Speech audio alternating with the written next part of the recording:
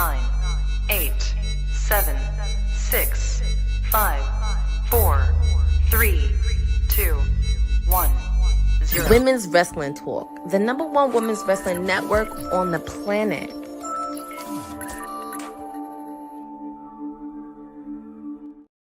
You know what time and what day it is when you're seeing my face. It is time for the Honey Night SmackDown watch along. I am your hostess with the mostest, the sweetest oos, wrestling with honey, Queen Bee of WWT, here as part of Women's Wrestling Talk, the #1 women's wrestling network on the planet. And boy, the road is getting shorter by the week. This is the second to last SmackDown before our WrestleMania weekend.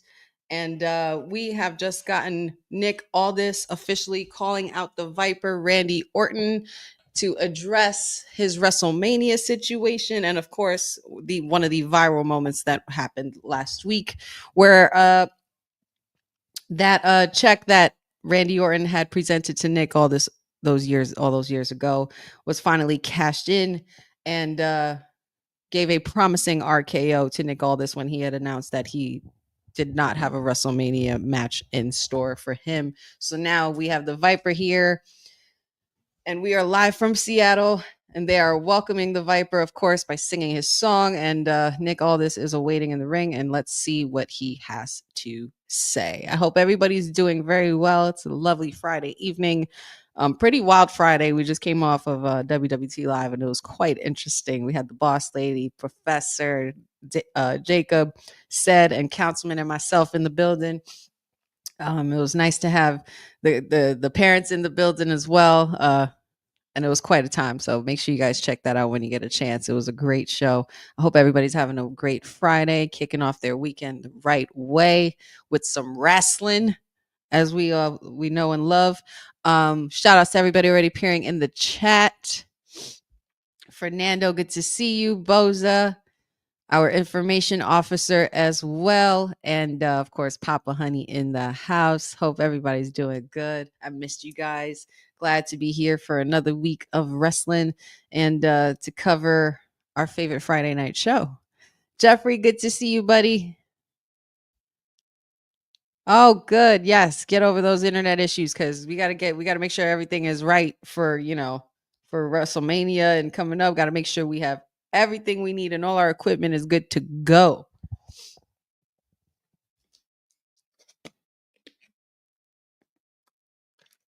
So now, even though there's no WrestleMania match set in stone yet for our Viper, is there anyone that you guys are interested in seeing maybe stepping up to the challenge for the Viper? Is there anyone that would interest you that could possibly be a part of this match? Let me know who you think in the chat.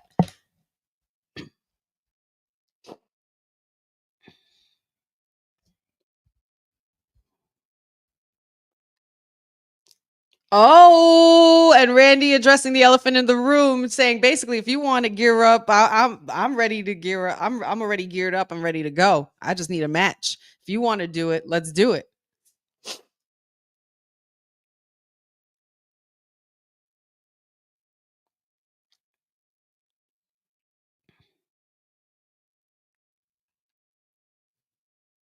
Go off, Nick. Busted his ass for 20 years to make it to this company. What is he about to say?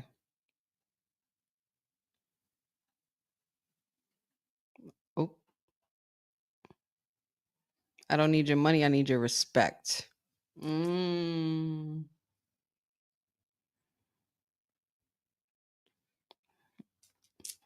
chanting RKO.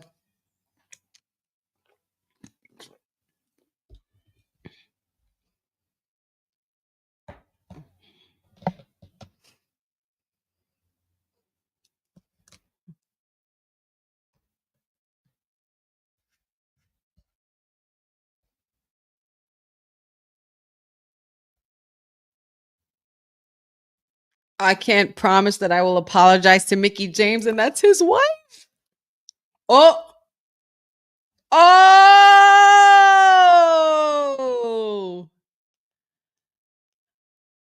Is that who I think it is? And like a phoenix from the ashes, he has risen. Where have you been, Solo? Solo here with present company Tamatanga.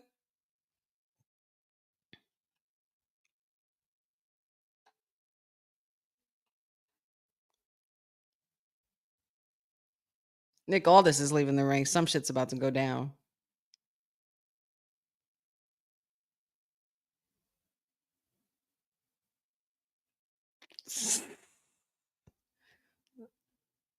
Solo. Ooh, he said it's over for you because you know why? You're in the past.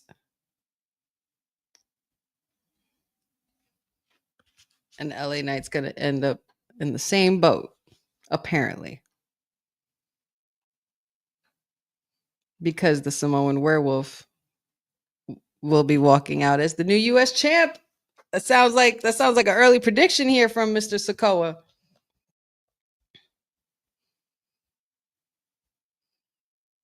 I smell a challenge coming for sure, Fernando. This is very, yes, Jeffrey, you're right. This is very similar to when Seth didn't have a match in 2022. Wait a minute.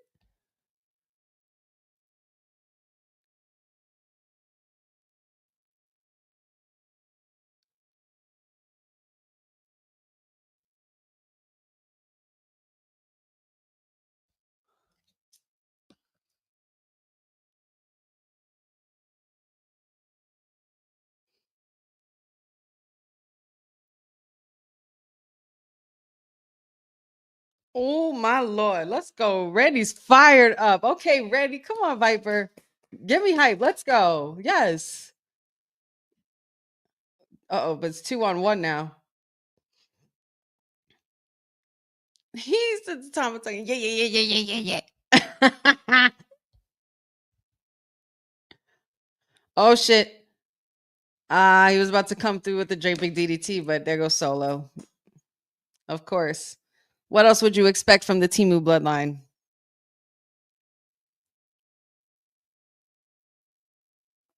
No. Oh, and there he is. Here comes the megastar.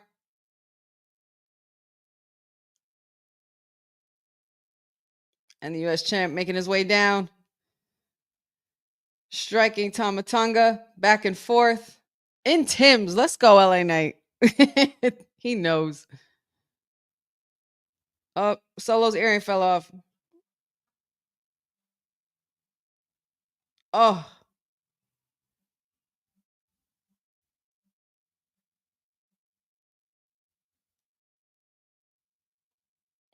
All right. Well, Randy Orton and LA Knight has just cleaned house. All right. Well, maybe not a challenge, but this still does nothing for Randy. We need to know who his WrestleMania opponent will be, or if he even has a match.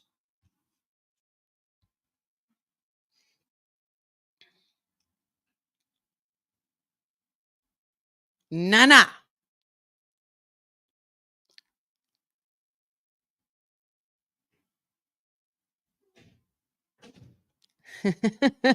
Go tell Jacob that I took your name out of my mouth and put my fist in it. Out your mouth and put my fist in it. Wow. That's quite a lot to say.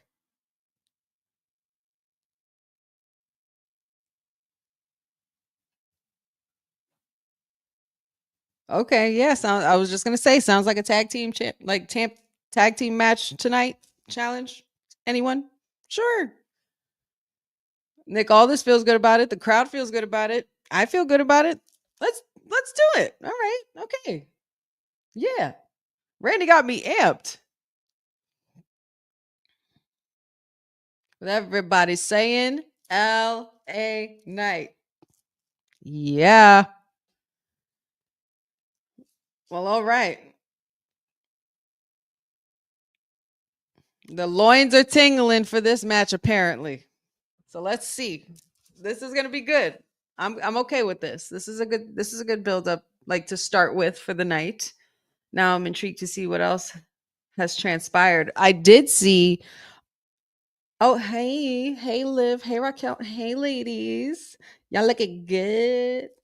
Okay. Yes, there's a women tag team gauntlet to earn a championship match against Liv and Raquel tonight. That's gonna be fire.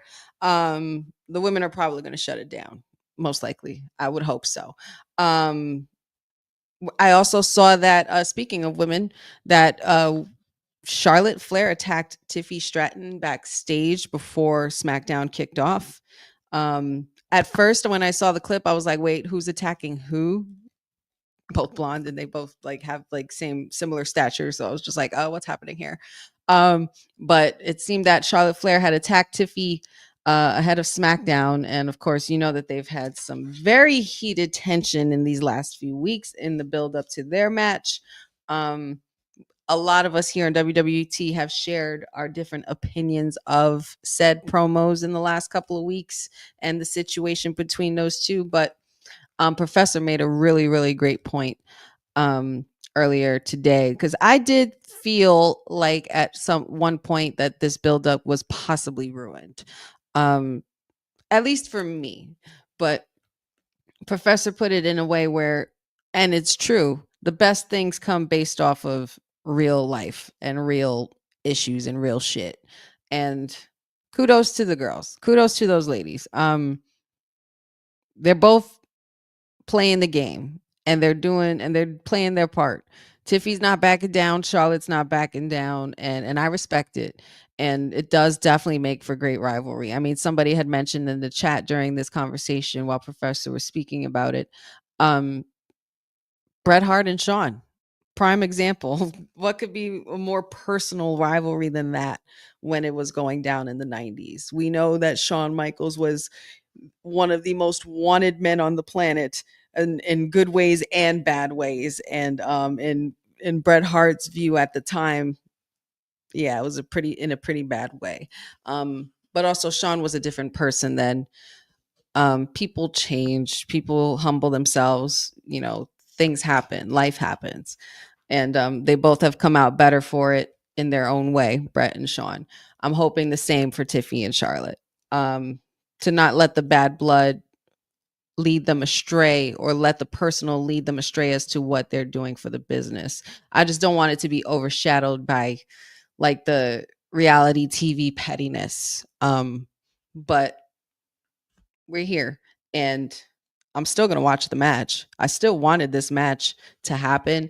Maybe not the way I wanted it to happen with the whole Royal Rumble and all of that, but here we are. And this is the match we have wanted years ago when Tiffy did come into the game, and we were like, nah, we need to see her against Charlotte, and we're getting it. So the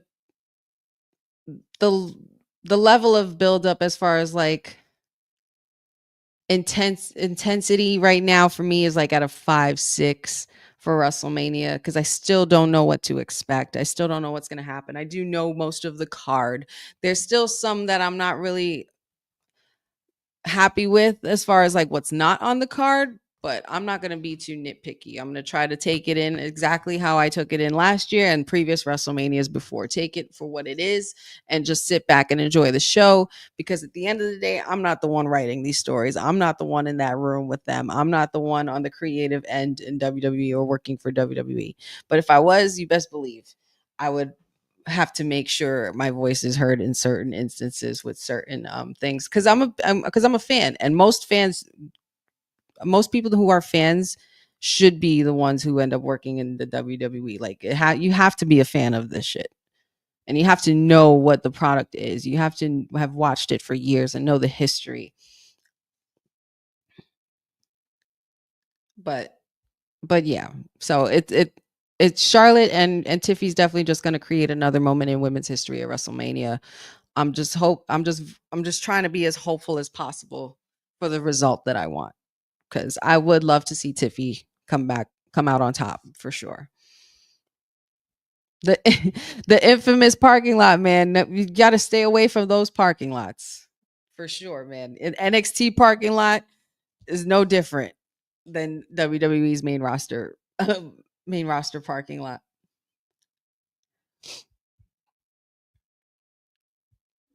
Boza says, LOL, NXT's Mania is from 1 to 4 p.m. Eastern time, 10 a.m. to 1 p.m. Mania Saturday. Yeah, 10 a.m. to 1 p.m. is crazy. Wrestling in the morning. I mean, hey, I'm not mad at it, though. I'm not going to be mad. I believe said there's going to be like 18 hours of wrestling that next weekend. It's bananas. Oh, and there goes the tag team champions at ringside awaiting their potential challengers.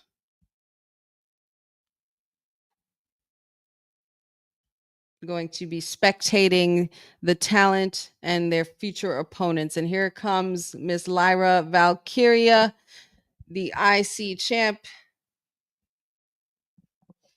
and Bailey.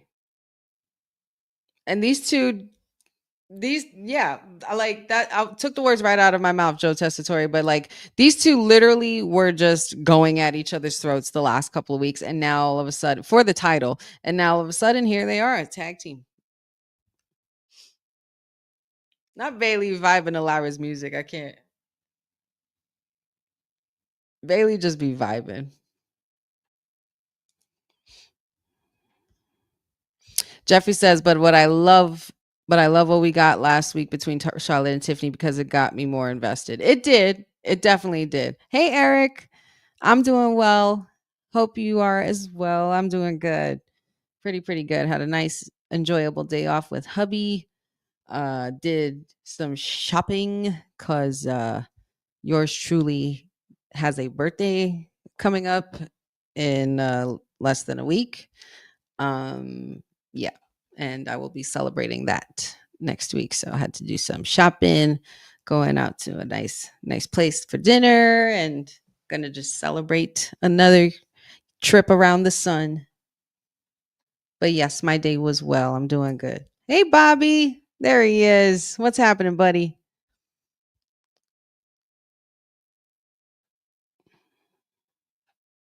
Ah, Pure Fusion Collective, it has returned.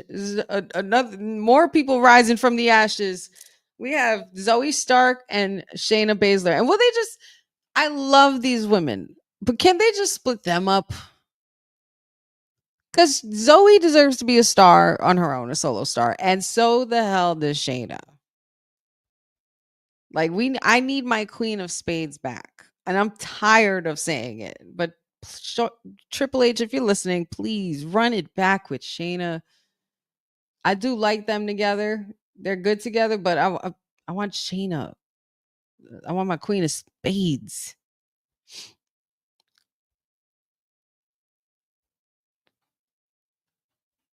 Jeff says he wants Randy Orton to face Solo at WrestleMania.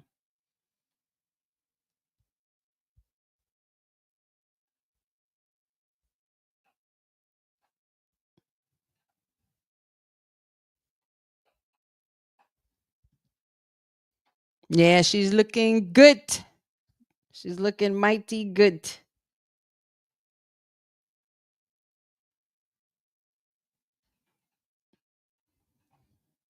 Boza says, hope Women's Wrestling Talk has a fun week of media coverage. Oh, media coverage. I'm sure we will. I'm more than positive. Yeah, yours truly had to sit this one out. Vegas is Vegas. And I know there's definitely going to be more experiences in the future, but I had to sit this one out. I did enjoy last year.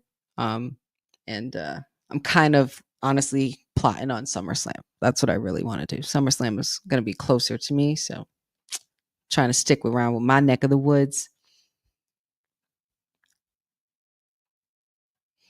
Boza said, to be fair, like you said on WWT Live, SummerSlam is like a 20-30 minute ride from your house. It literally is. Literally at MetLife Stadium. And it's going to be 2 nights. It's the first 2-night SummerSlam. I believe that's the one Cardi B supposed to be headlining or like hosting or something like that, because they teased it with her and Bianca. So I'm really hoping for some good stuff happening for the party of the summer. But yep, it's made official. LA Knight and Randy Orton will be facing Solo Sikoa and Tama Tonga later on tonight. We also have the face-to-face between Damian Priest and Drew McIntyre as well. Bobby says Zoe Stark would be a great contender for the Women's Intercontinental Championship. Yes, she would. I absolutely believe she 100% would, but I know an even better contender, and that's Zelina Vega. So Zoe's going to have to wait in line for that one. That's why she's in the running for tag team championship. So we'll see. Unless they split up PFC, I don't know. I don't want to split up the women, though. I mean, I understand. Women got to stick together. Cindy, what's up, mama? She says here, PFC talking so much shit on Twitter with no smoke. Ooh, do tell. Wow, that was nice. Go off, Zoe. And it's shit that like it's shit like that she does that makes me want her to be like a solo star. And she looks great, by the way.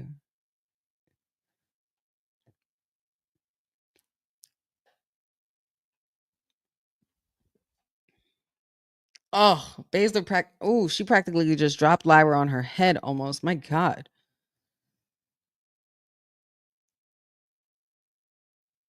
One, two. Oh, wow. Okay. Bailey with the save on that.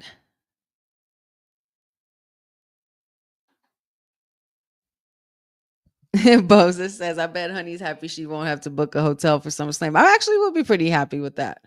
Be right here in the comfort of my own house and just chill it.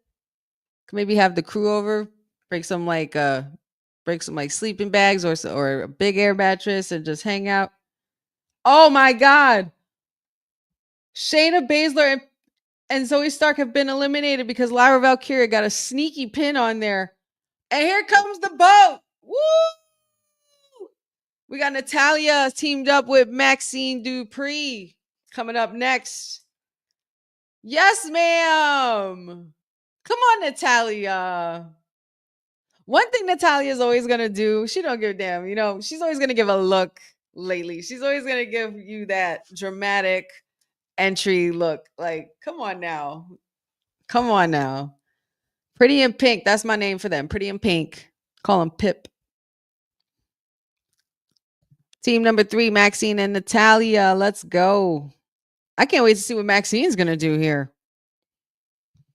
Boza, do we think so? Boza is posing a good question here. He says, do we think that Bailey and Lyra run the field to win? Well, it's nice to know that we have the 2 workhorses there. I mean, let's see. Who else do we have? We have Kaden Carter and Katana Chance coming up as well. We also have Piper Niven and Chelsea Green, as well as B-Fab and Michin. B-Fab and Michin would get me hyped. I'm not gonna lie. I would be very happy if they won. Very happy. I would love that. I would very much love that. Oh, there's another clip. There's another angle of Tiffy attacking Charlotte in the parking lot. See, it looked like the other way around. Is that Tiffy attacking Charlotte or Charlotte attacking Tiffy? Because the outfit, if that is Charlotte wearing that, yeah, that's Charlotte. Because Charlotte's outfit looked like something that Tiffany would wear. Yeah, that was Charlotte.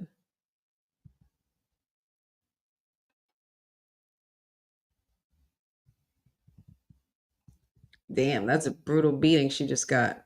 Tiffy is not going to be happy.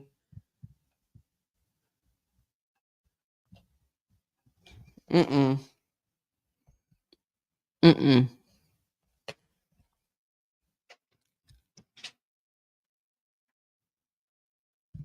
Boza says he's also 50-50 on that with B-Fab and Michin. They are my favorites to win. I would love it if they won.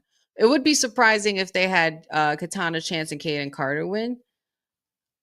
But it wouldn't be the first time that we've seen them go for some tag team gold, being that they've held it on Raw before. So Cynthia says Charlotte's been getting smoked on by Twitter too. I'm sure she has. Eric asks, do you think we will see a heel or a face turn at WrestleMania 41? From who, per se? From who? Who's heel turning?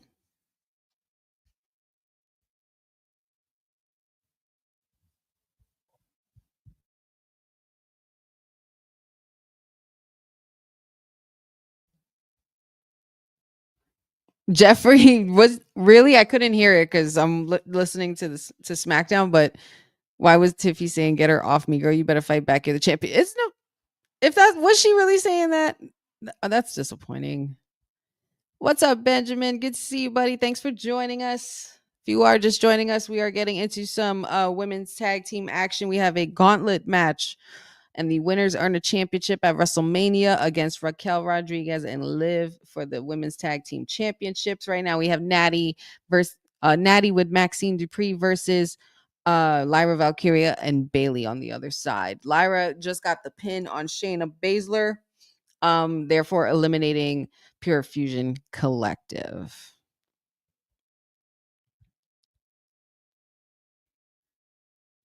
Oh, Seth? Do I think Seth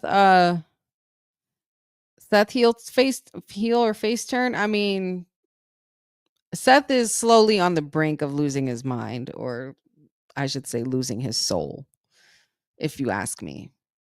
Cuz he's literally crumbling before our eyes and he doesn't see it yet, but I can see it. Like we're going to get like Psycho Seth or Madman Seth again at some point. Yeah, the fact that he did what he did to Roman and the fact that he did what he did to CM Punk and got him screwed at Elimination Chamber. Let's see what else. The fact that he's all up on Paul Heyman now and like asking him how much he's worth. The fact that he's still been we still haven't gotten to the point where he was denied by Cody 3 different times for a match at WrestleMania and Cody said no to him all 3 times. Yeah, Seth is slowly, like I said, on the brink. And I think that's fine with us. I think no matter what, you could still sing. Oh, Maxine Dupree just got pinned.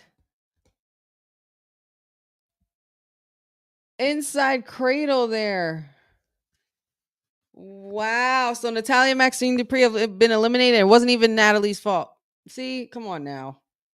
We got to do better. And here come Kaden Carter and Katana Chance, former tag team champions.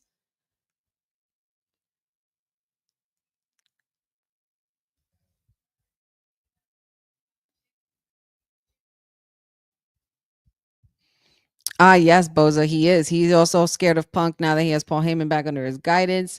Also, him coming at Roman and, it's just, there's just been a lot of layers to Seth's character lately. And it's like, you're unraveling, sir. I could see it. Jeffrey says, if you listen to it on a commercial break, she was literally screaming, "Get her off of me." That would see that. Nah, girl, you better start throwing them hands back.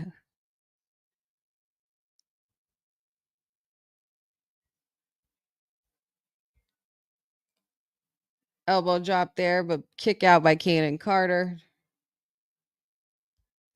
Lyra Valkyria and Bailey are actually surprising me with this chemistry right here, but something's got to go awry.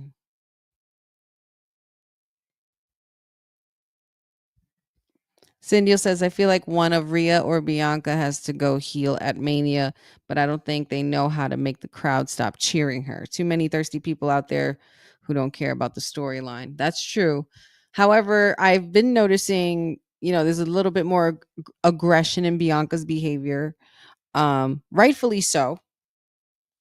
Oh, snap. Kickstand. 1, 2. Another save by Bailey. Bailey is on all over this match.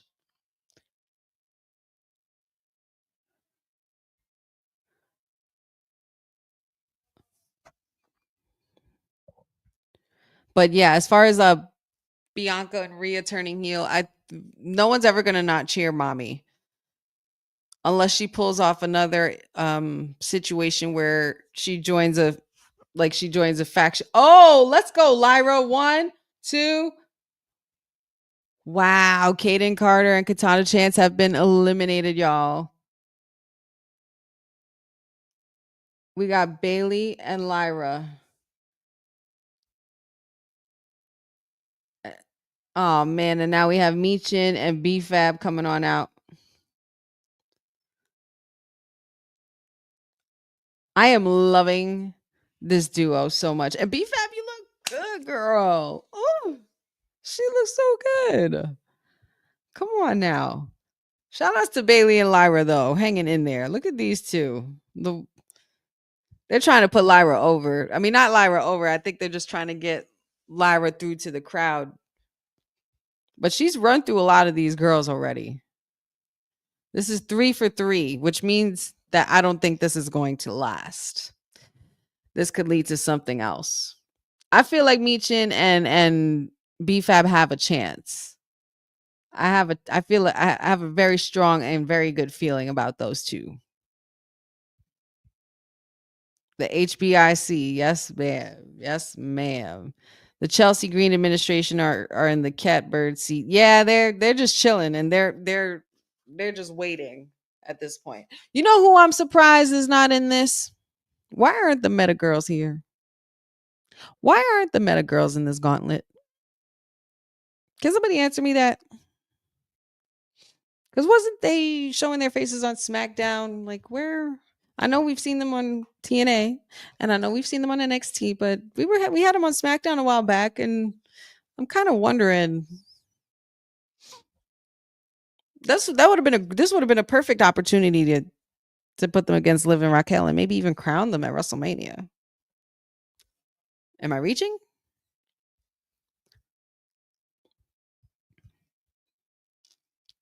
I do give Iris some respect. I try my best to, but I will say that this Intercontinental Championship run hasn't been the best, but I don't think it's necessarily her fault either. It's just something not clicking with the crowd, I think. But they're catching on, like with her song and everything, and she just needs a little bit more edge to her.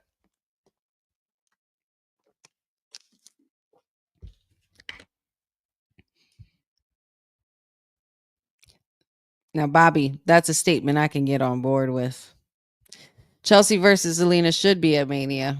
And they haven't really done anything for my girl yet or gave her an official match. So I'm hoping for something for her in the next week. Cindy says whoever wins will just be keeping the titles warm for my girl's Damage Control. Girl, have you seen Kairi Sane? Did anybody see Kairi Sane recently? Shit, that's all I'm gonna say. That I agree. A little bit more personality. There's just something else that needs to come out. Like she needs to tap into that inner Valkyrie. Like yeah, like she just needs to tap into that inner edge.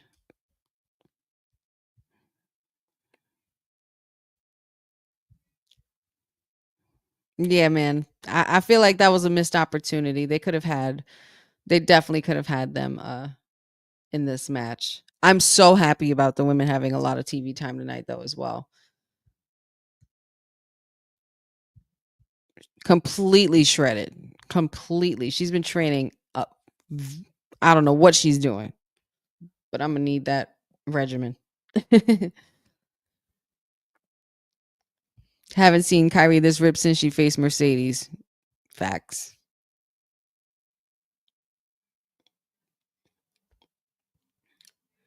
All right.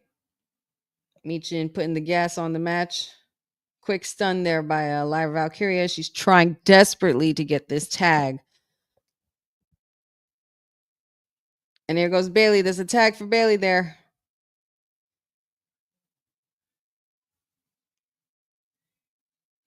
Oh.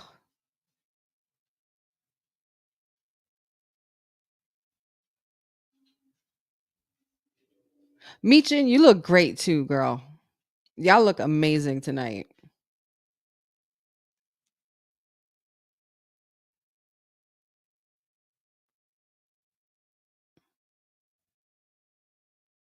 B-Fab with the tag. Here we go. Shit's about to get real fab. She has such a great build. Like I see women, I see a women's champion in BFAB.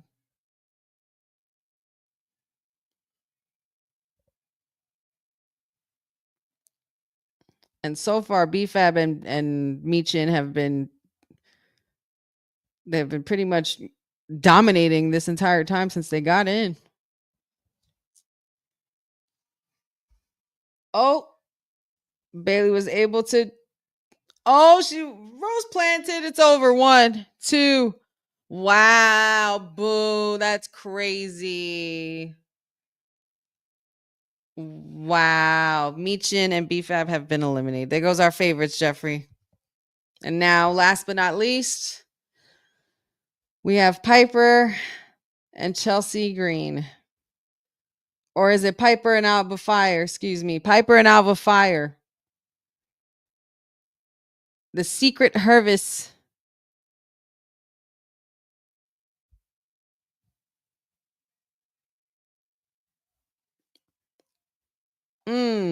Nice kick there by Alba Fire.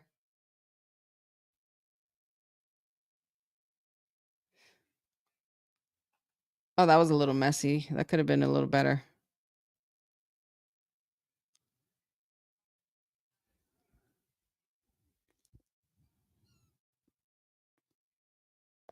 What, Bobby? For real? Alex Shelley from the Motor City Machine Guns did a WWE speed match taping with Wes Lee. Oh my God. What's up, Real Talk T? Good to see you. Yeah. I mean, I guess it looks like we're heading that route, right?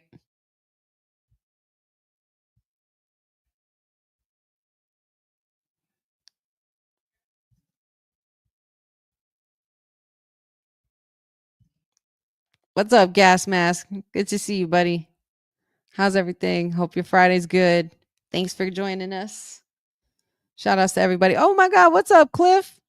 What's happening, buddy? I haven't seen you in a minute either. What's going on, guys? Happy Friday. And hi, Diane.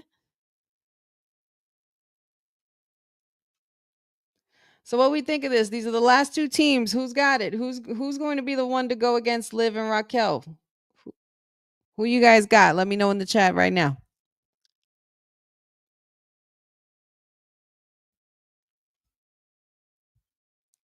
Yeah, man, everything's good over here. Doing all right. You know, just handling some Friday night business on continuing our road to WrestleMania, almost at an end. It's already been a pretty fired up night. We started it off with Randy Orton. I don't know if you guys caught up or saw anything, but Randy Orton kicked it off with Nick Aldis. And we then got an interruption from Solo Sikoa and Tama Tonga, who then tried to outnumber our Viper until the Megastar came out and helped him. So now we have a tag team match happening later on between those four. We also found out that Charlotte had pretty much attacked Tiffy backstage on her way to the arena today on SmackDown earlier. And I'm sure we're going to be seeing more of that as we get closer to their highly anticipated match. Let's see. And now we're at the women's gauntlet match. We also have Rey Fénix in action tonight against Berto Carrillo from Legado, as well as Cody Rhodes addressing the WWE Universe. And so we'll see what happens. We will see what happens. Already 1 hour gone by.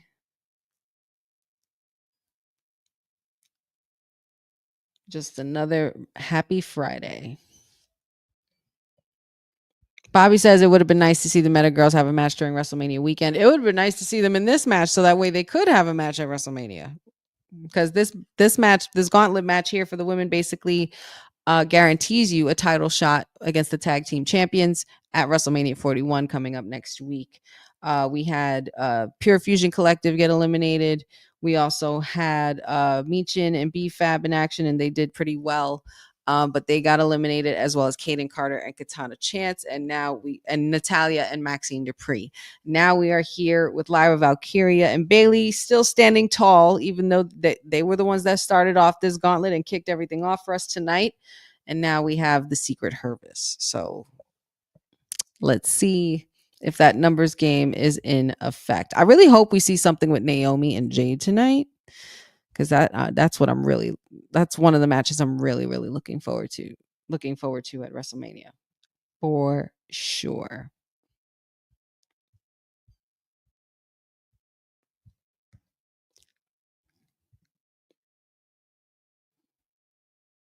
It's always a lot of commercials. It's a 3-hour show, so we're bound to get interrupted. It's bound to happen, Eric.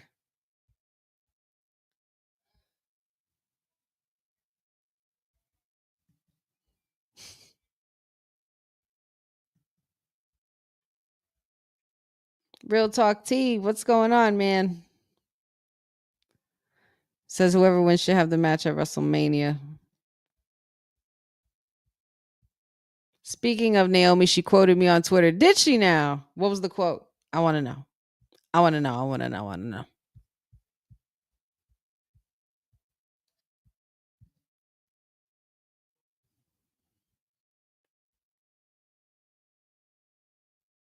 Here we are back from commercial. We're still continuing the gauntlet match with the final 2 teams left. Lyra Valkyria and Bailey against Piper Niven and Alba Fire, the Secret Hervis.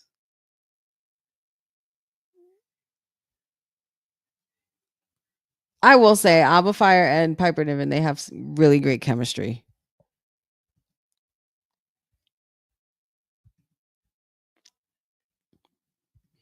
Bobby says, oh, this is a bold early prediction here from Bobby. He says Rey Fenix is a future WWE United States champion in WWE. I could see that.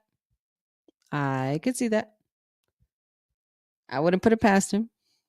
I could even see Speed Champion, but you kind of don't want to bring him back in a big way from AEW, especially bringing him from a company he didn't want to be a part of, to just put him in a Speed Championship.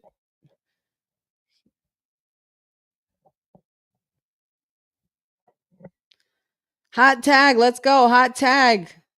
Come on, Bailey. I don't even know who I'm rooting for. Oh, she missed fire, but hit Piper. And here goes Lyra Valkyria. Bailey able to make the tag, spreading her wings and fly, girl. Okay. See, and this is what we needed for Lyra. We needed the crowd to get invested in her. So this is working. Wow. Lyra, there's no way. Lyra, there's no way. Lyra, no way. Oh, suplex. Holy if there's no shot. I'd have been like, girl, if you would have pulled that off.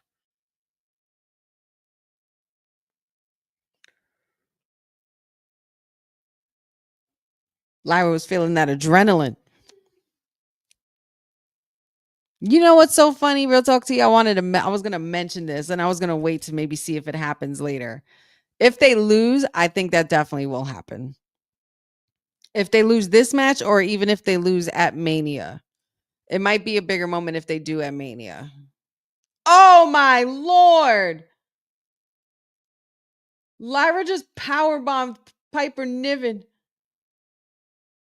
from the corner. And here comes the elbow drop. Oh my God. 1. She kicked out. Not even a 2 count after the elbow. Holy cow. Why are these girls going all out?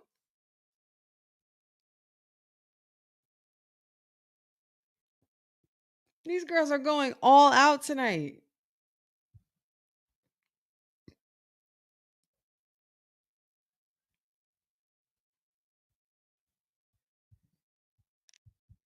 Wow. Well, okay. This match is not over yet.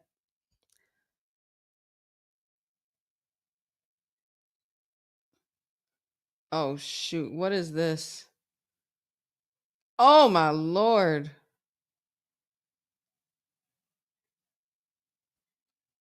Oh, good. Lyra with the save. Holy shit. This is intense. And they're saying this is awesome. See, didn't I tell you the women were going to turn it out tonight? They always do. Wow. Gotta love women's tag team, women's wrestling, period.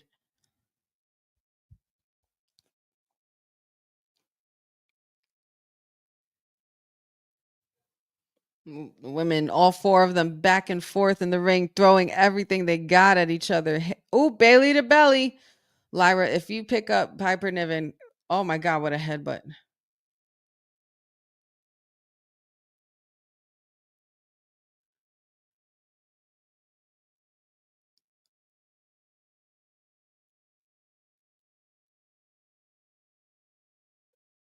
What are they doing? Up, they had to. Oh, they had to pivot because they messed up there. That spot wasn't right.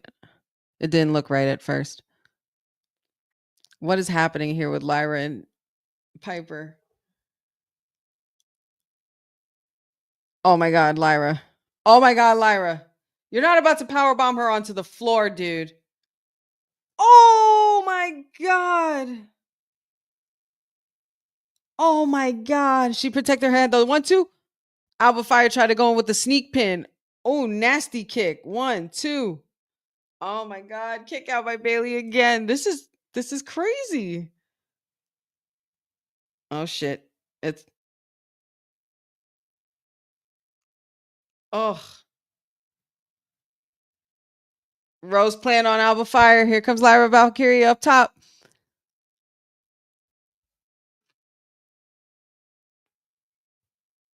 Wow.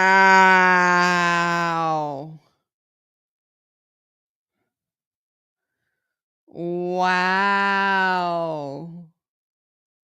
Well done, ladies. Yes. Yo, Lyra did that leg drop for her life, bro. Oh. She executed that shit like rent was due.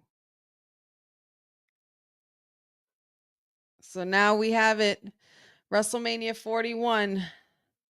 Bailey and Lyra Valkyria challenging Liv Morgan and Raquel Rodriguez for the tag team titles.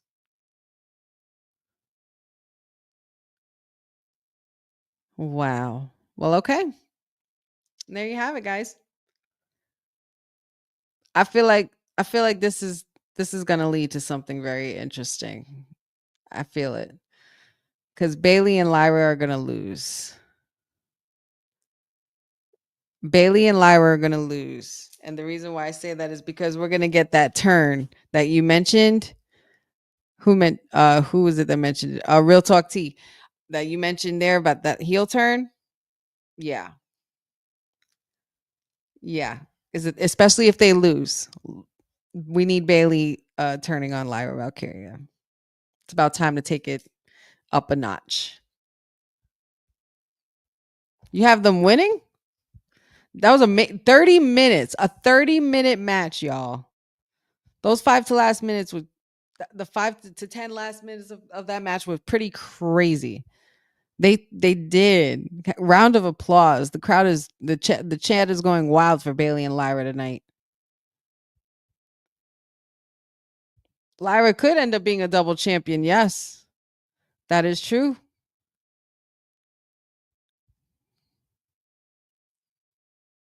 That was a really good match.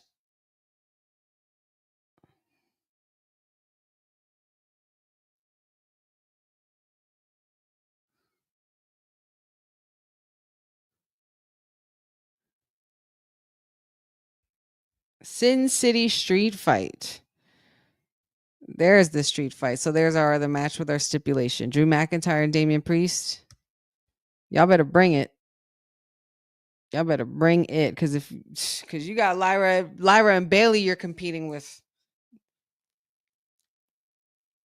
I don't know. I'm really excited to see the order of the card too. Damian Priest, El Campeon, well, former El Campeon, former Senor Money in the Bank on his way to the ring. So we're going to be getting that face-to-face with him and Drew McIntyre coming up real soon.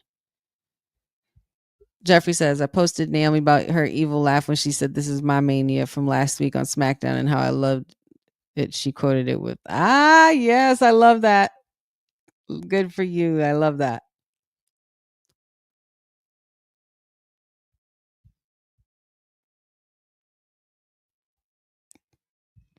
Don't worry, she'll be there. I really truly feel it. Yeah, exactly. Real talk to you. And it was because of that moment last week when they had lost last week, or when Bailey lost last week. She wasn't happy about it. And she did act a certain way towards Lyra Valkyria. So yeah, I smell that turn coming for sure.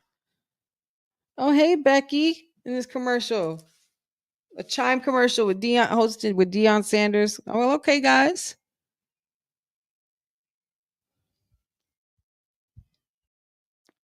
Jasim, what's up, buddy? Watching SmackDown with your dog. Oh, it's a Yorkie. How cute. What's his what's your dog's name?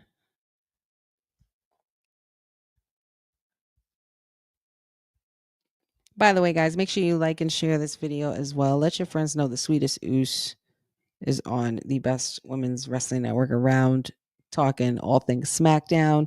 If you know some friends that are watching along, please send them this link to this send them the link to the show so that way they can join us as well in the chat. Always appreciate your support here, because none of this really goes on without you guys. So Bella, oh my god, how cute. Stop it. Adorable. Yeah, my I don't know where my puppy is. I think she's somewhere roaming. She's not here today. Well, she's not in the office with me today. She's sitting with her daddy. Cindy says Bailey has never handled it very well. Remember when she tried to screw Io out of the Money in the Bank whilst Io kept trying to help her win? She has a selfish streak, a serious selfish streak. Yeah. Oh, we know. Oh, yes. And if you're a fan, The Last of Us begins this Sunday and it returns to HBO Max. I'm so nervous. I can't wait to see what happens with this show. Pat always tells me that I have to play the video game, and because it's literally like I played a little bit of it, the first one, the very, very first one. I'm not really a particular fan of like scary games and stuff like that. Like I pretty much am bad with like the first person shooter type thing, but it's just I start panicking and I'm like shooting like this. But I did give it a try, but it's so crazy how identical the movie, I mean not the movie, the TV show and the video game is. It like to the T, everything was pretty much the same. And this show has been having me on edge. And according to Pachu, he says there's a lot of worse things than just a regular clicker. And I'm terrified. So I don't know what this season is going to bring.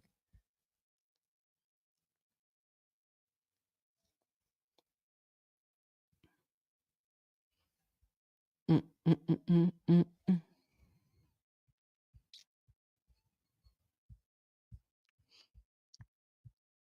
WWE in Seattle, 44th WWE broadcast, 10th SmackDown hosted. And they hosted WrestleMania 17.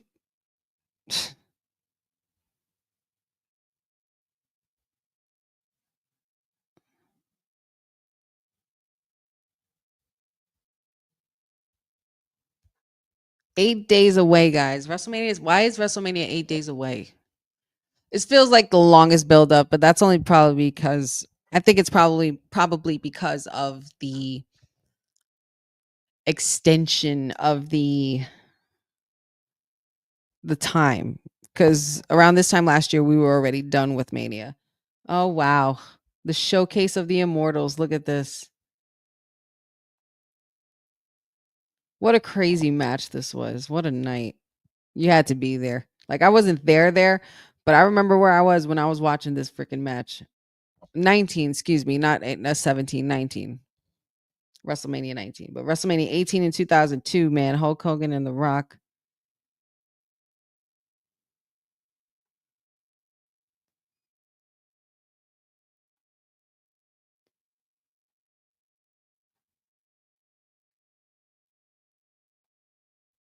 Look at The Rock taking that shit in that moment.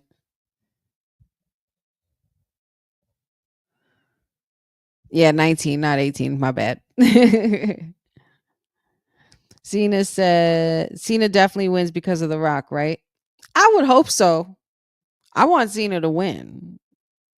I want Cena to win, and I want The Rock to be involved. We haven't seen The Rock yet.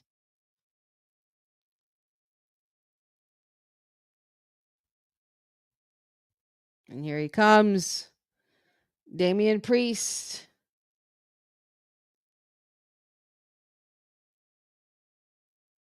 Oh, I want those jeans.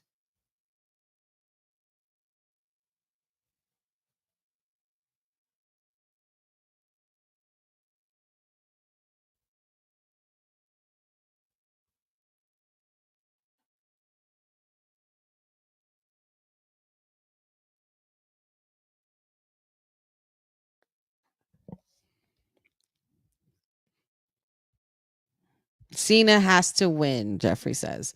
I mean, yeah, I feel oh, whoa.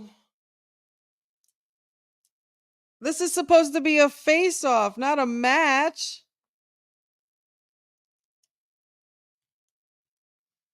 It's Drew McIntyre.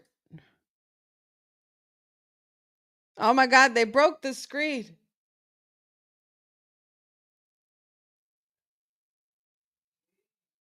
What the hell?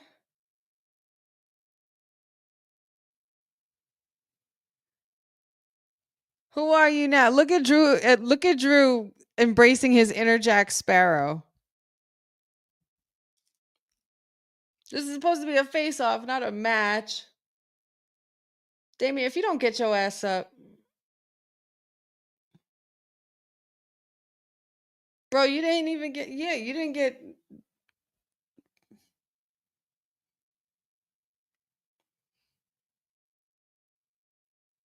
Damien, there's no way that you're being removed like this.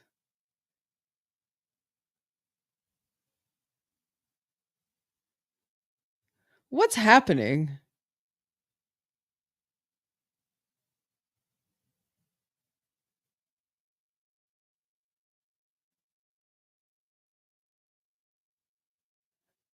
Not for nothing, this eye patch thing looks great on Drew.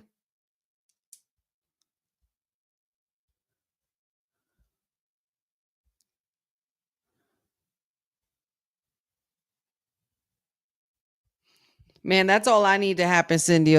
Rock versus Cody at SummerSlam? Shit.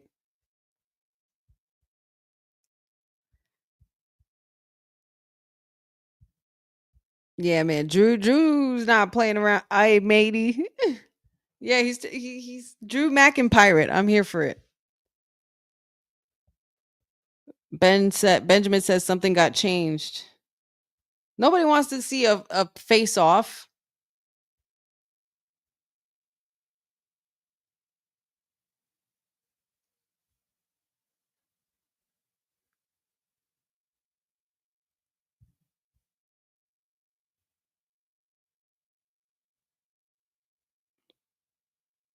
Drew not being in a title match after the year he has had pisses me off. Yeah, I kind of oh.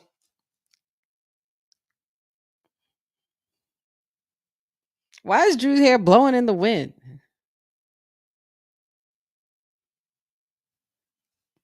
Oh, Drew does have a match. Well, maybe not a title match. Yeah, I get you right. I guess you're right, Cindy. Let you in on a little secret. Drew.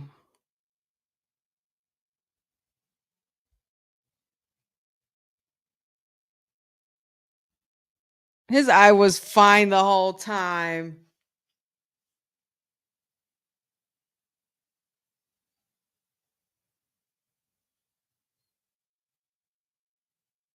%100% cleared. Well, here we go. Okay, good. Now Priest is coming back out. This is stupid. Why didn't you just get back up?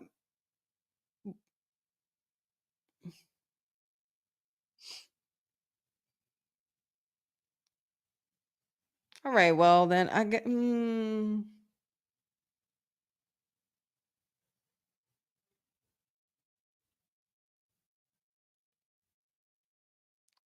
I don't know. I don't know if I understood why they brought him to the back for. Like, I feel like this shouldn't be happening right now because we could wait till next week.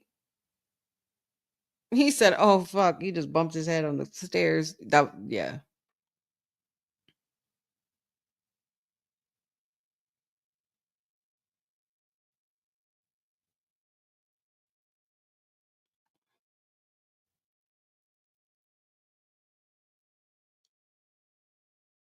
Scottish psychopath is back, y'all.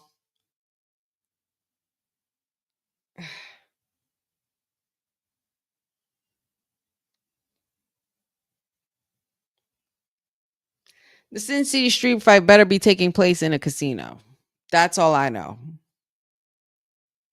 I need to see some chips flying.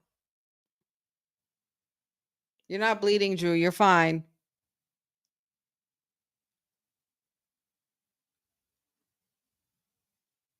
Oh shit. What's he gonna do now? Oh my god. Oh my god, he's gonna do future shock on the stairs. Oh my god. What a sell. Yep. Psychopath is back.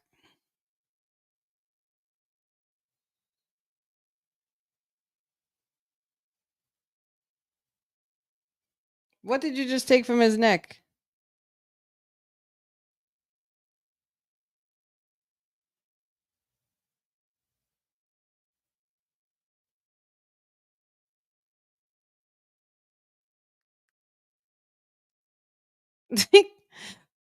It's not for nothing. That face Damien Priest was making was funny.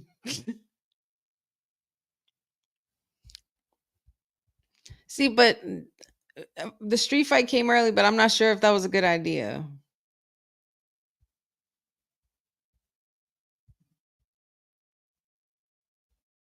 Drew's always Drew's always stealing somebody's jewelry or beads or bracelet.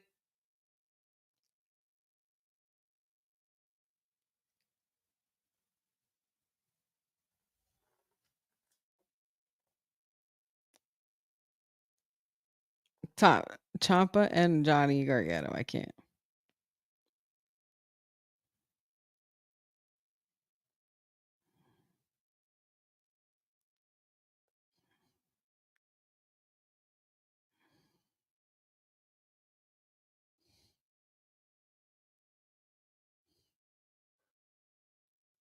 Well, Johnny Gargano and Tommaso Ciampa are still very salty about what happened when they lost their titles because they feel they lost them illegally, which technically they kind of might have.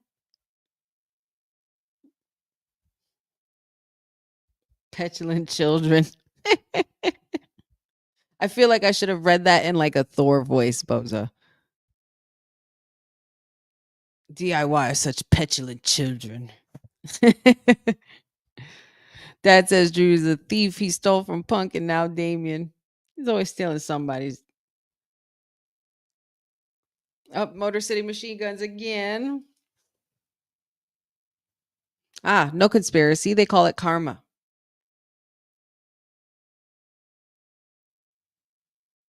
Ah, here we go. Ray Phoenix.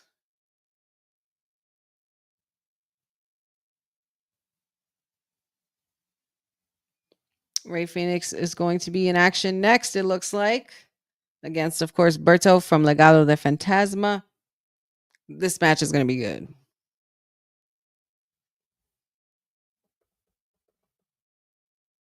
He had a great debut last week. Can't wait to see what else this guy does. Glad to have the Lucha Bros back. The Lucha Bros in on the WWE roster. Between him and Penta, eternally grateful. And here he comes. Or excuse me, not here he comes, but here comes Berto. Along with, of course, Santos Escobar and his partner, Angel Garza.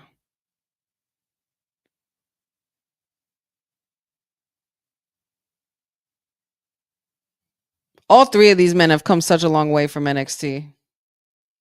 And I wonder when Santos Escobar is going to start doing shit.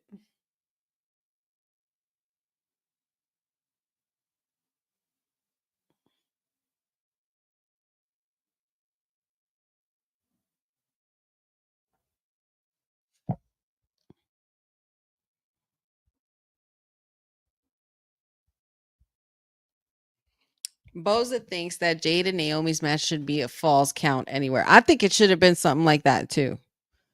But between these two, it's just going to be an old fashioned brutal cat fight beat down. And I'm here for that too. I'm totally fine with that because the story in itself is better than a stipulation.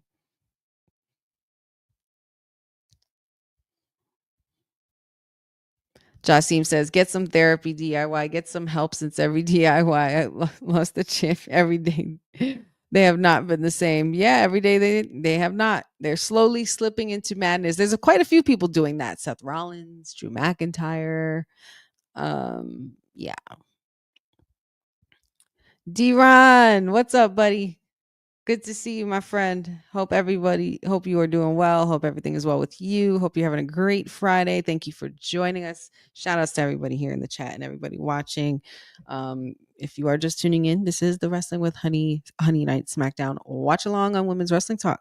And thank you guys for hanging with me for this last hour. We have literally about an hour and some change to go. And excuse me, we literally went through an hour and some change, and we have a lot more to go is what I meant to say. But yes, a lot has already transpired. Can't wait to see what else happens.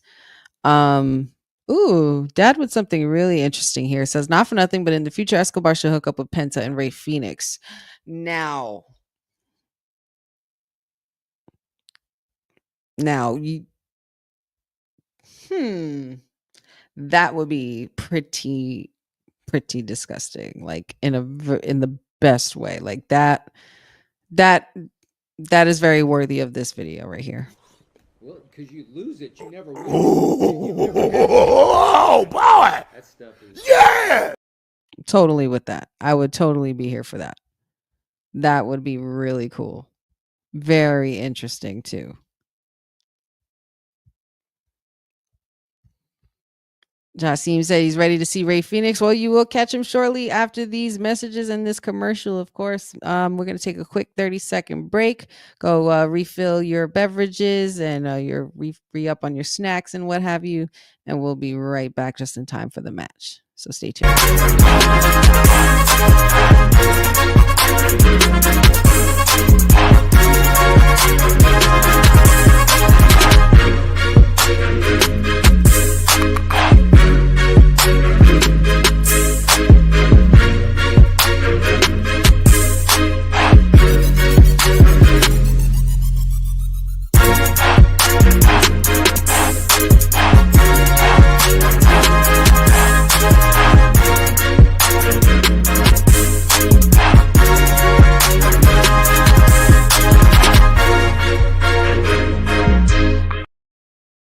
Oh, yeah.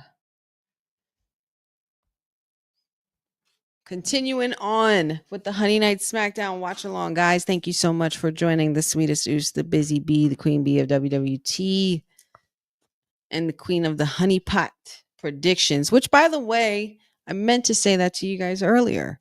Honey pot predictions will be making its comeback officially next week.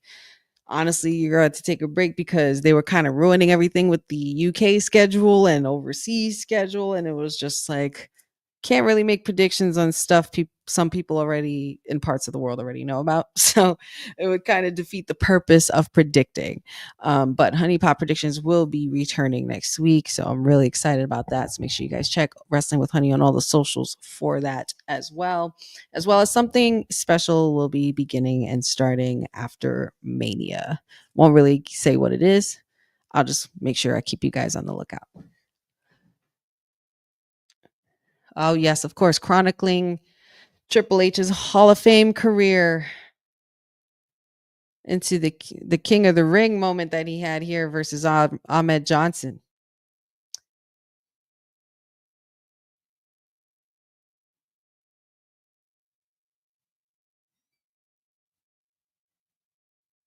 Triple H wrestled all night for the King of the Ring.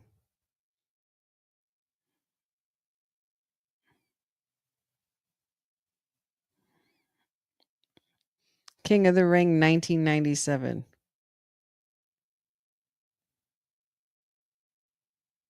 Mm-hmm.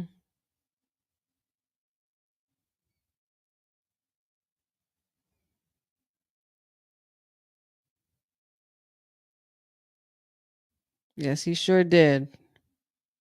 He took the reins and he went with it. God, that King of the Ring outfit was so stupid at the time.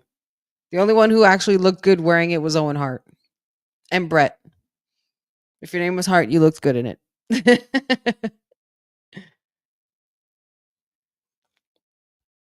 Hunter Hurst Helmsley.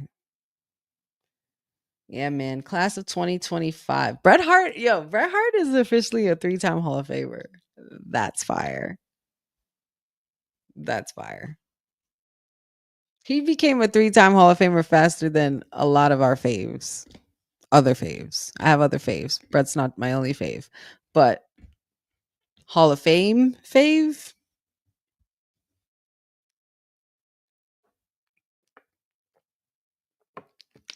It's a beautiful thing. But shout outs to all the Hall of Fame inductees. Michelle McCool, Natural Disasters, the match between Austin and Brett, as well as, of course, Triple H, Hunter Hurst Helmsley. That shit's going to be on at 1 a.m. We're going to be so over it. I'm still going to watch that shit, though. I will. I'll watch it. Real Talk T says Bret Hart was one of the coolest wrestlers besides Razor Ramon. I'm glad I'm not the only one who thought so. Because I thought Bret looked so freaking cool. And he was just fun. Like he was my first image of the WWE wrestling hero. You know what I mean? And here he comes. Rey Fénix.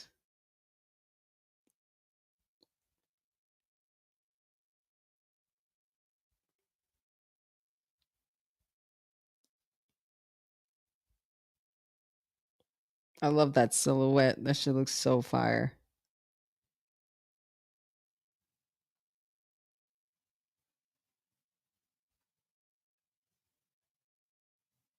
I love that they kind of he gets like that penta uh pyro a little bit as well, the sparks.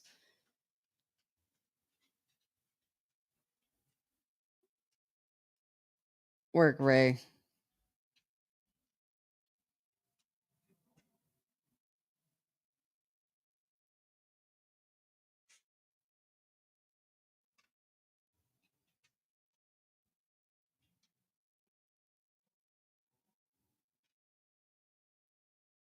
His gear is dope.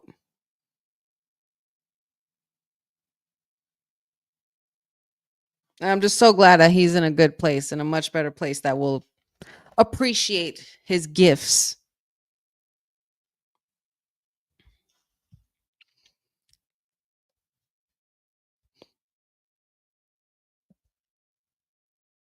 Boza says, I'm impressed that Ray and Pentagon both speak incredible English. In AEW, they had a mouthpiece. And they don't need it. They clearly didn't need it. Everybody, give me a Tony fumbled in here in the chat. In all caps. Hashtag Tony fumbled.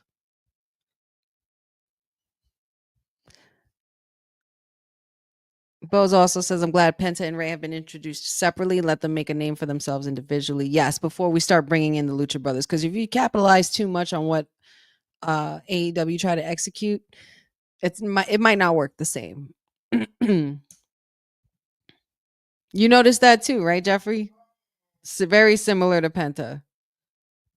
It's Phoenix time.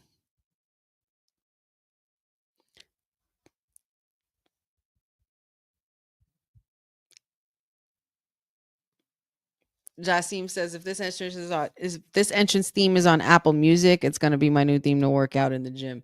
I feel you on that one.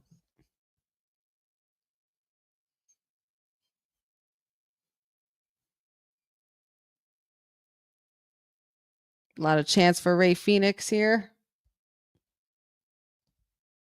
Still have Cody Rhodes coming up tonight, as well as the tag team match that was made official earlier today with Randy Orton teaming up with LA Knight against Solo Sikoa and Tama Tonga. This only lets me further know that we will definitely see Jacob Fatu interrupting at some point.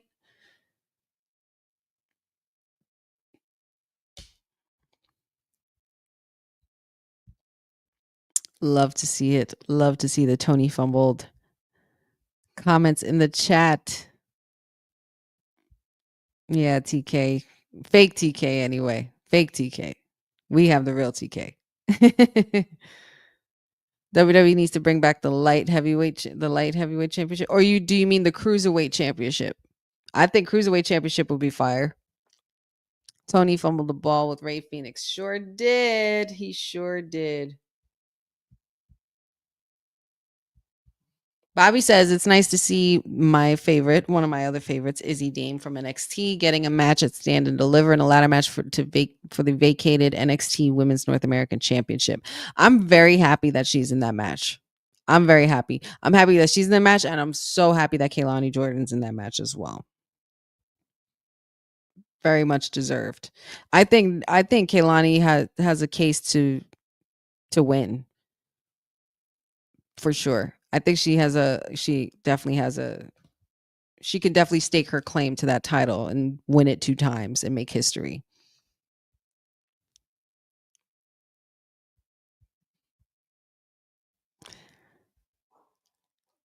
I think Courtney would love those Tony fumble chants. But however, shout outs, and speaking of Courtney, Miss Stone Cold Elite, Timeless Elite herself.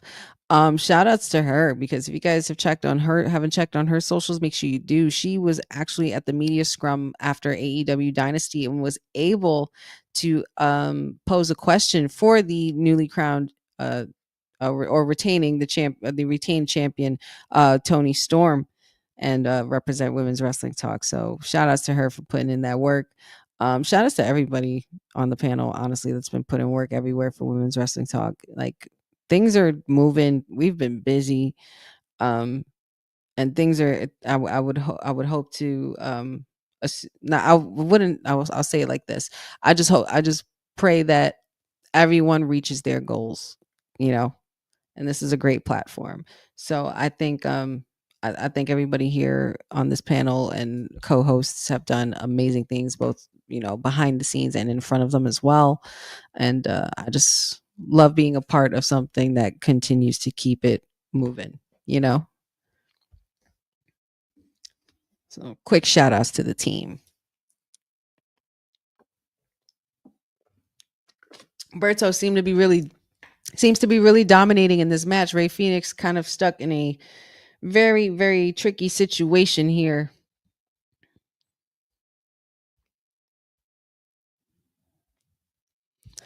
Now, Sol Ruka winning that ladder match, I would be down with. I'm not mad at that. I would not be mad at that win. Jasim says, I can't wait for El Grande Americano to get unmasked, because, of course, I feel like he's not Chad Gable. Because I saw on my TV when Chad Gable and Kathy Kelly was backstage, the mysterious man was in the back. Was he now? Nah. I still think it's Chad Gable. It's got to be.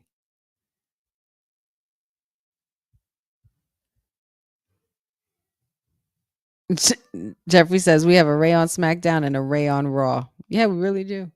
Ray Phoenix and Ray Mysterio.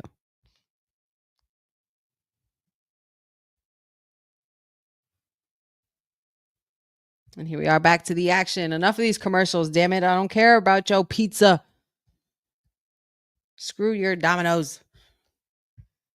Dad does not think that's Chad Gable. All right, guys, let's put a vote in the chat.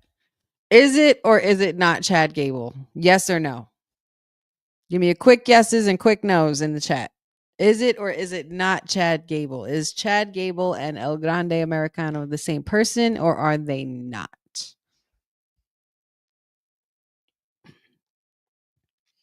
Ooh, Ray Phoenix with a kip up here. Humberto wasn't really expecting that.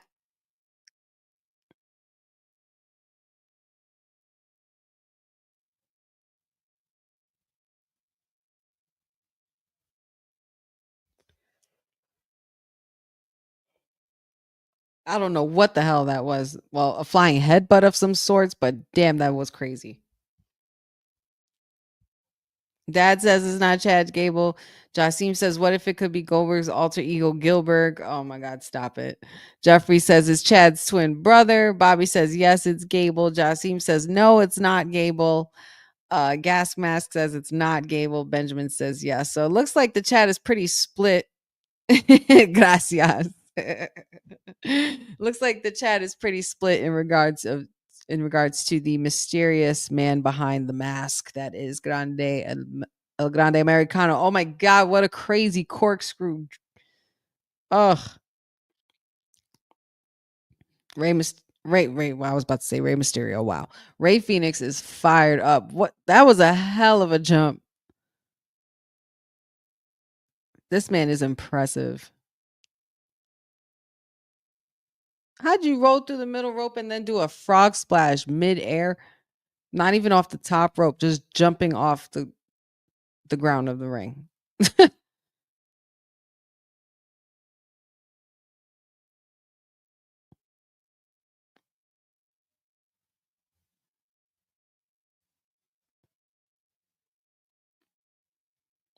Oh shit.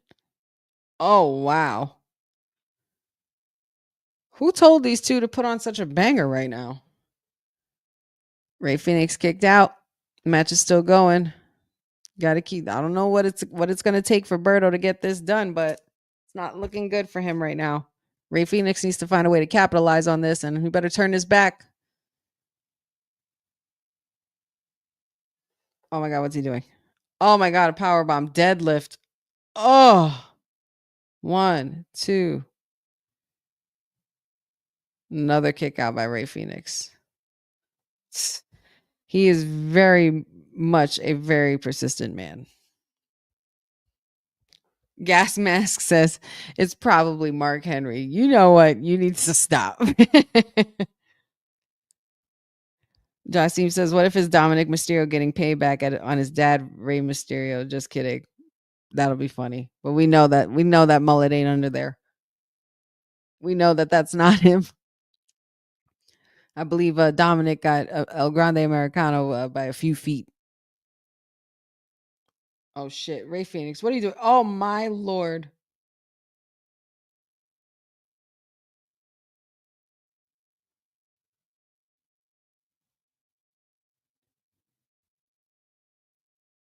That was a crazy hurricane. Oh my god. I thought he like hit his head against the rope. He could have gotten his neck caught.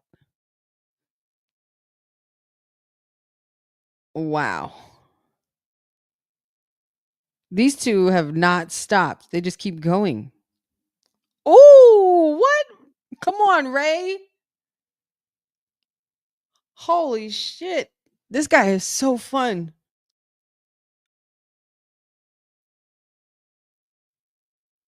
Oh shit. Try to reverse it. Oh my god. Another one. 1, 2.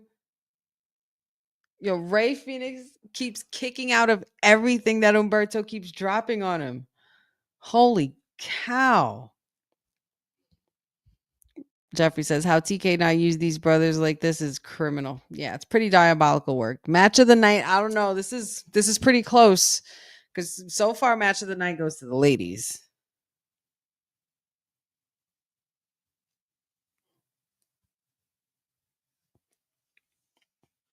Oh my god, the hops on that. Did you see how high he moonsaulted back? Like how high up he was in the air? Holy god. But Rey Fénix able to counter with the boot to the face. And it looks like Rey Mysterio is about to get fired up. Here we go. Tightrope.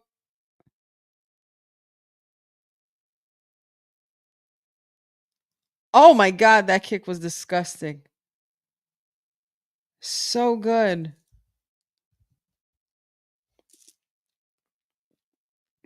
Oh, what a drop. 1, 2. The Mexican muscle buster. That is a nasty move. He's hugging the ref. Did he just hug the ref? He was so happy and excited he hugged the ref. Oh shit. God, that was good. That was a really good match. Good. Very well done. Good match. Jasim says Rey Fénix is his favorite luchador. I love what WWE is doing with the talent across the world. It's excellent. Keep doing that, WWE. Agreed. Yeah. Uh-oh. Looks like Santos Escobar disciplining Berto or trying to comfort him throughout his loss.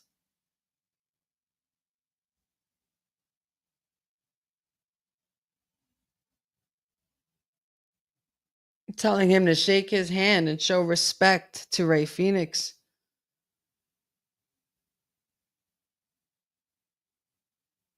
Ooh. Ooh, Dad, you might be onto something. You mentioned it. Unless he just turns around and jumps him from behind.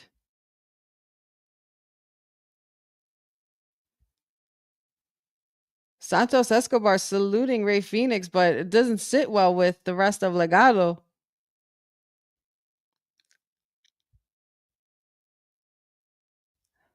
That was interesting. That was a very interesting interaction. And Papa Honey mentioned it earlier in the chat. Santos Escobar would not look bad in a faction with Ray Phoenix and Penta. Woo! That'd be crazy.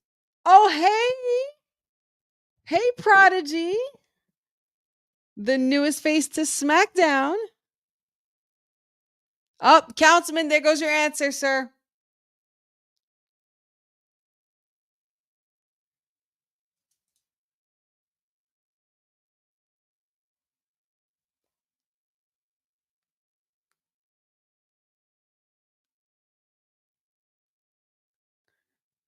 Oh, throwback right here.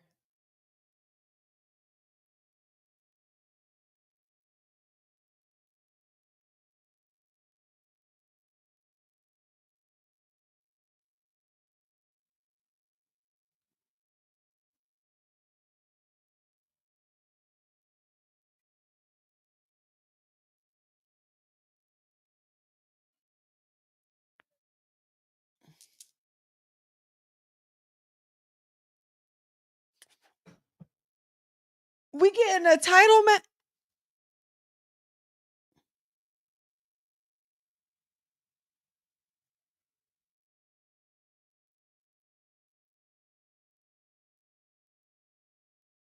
Roxanne versus Tiffy tonight. The challenge has been issued. Let's see what Nick Aldis says, which we know the answer is going to be yes, because he's messy as hell. Ugh. Whoa, buddy. David Roscoe, what's up, man? Good to see you, bro. Thanks for the compliment. I really appreciate that. That's a very good compliment. Thank you. Roxanne, bro. We got Councilman's client in the house. I'm surprised he hasn't popped up in here yet because I know he's excited now. There goes your answer, sir. She is not having a match at Stand and Deliver, but she will be in attendance for WrestleMania. And apparently, listen, we got Tiffy versus Rox. Both your clients, bro. I need Councilman up in here, man. I don't know if he's around, but if he is, it'd be great to see his reaction to this right now. If you keep saying it, it's true, that's kind of a thing that happens here. You never know. Listen, Roxanne stirs a pot, but I don't know if she knows how to stir a pot better than moi.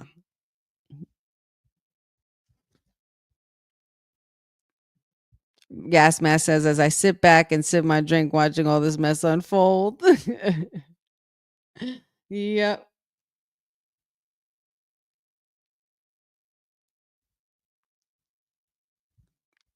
Yeah. Banger after banger after banger. We know that Tiffy and Roxanne can definitely deliver.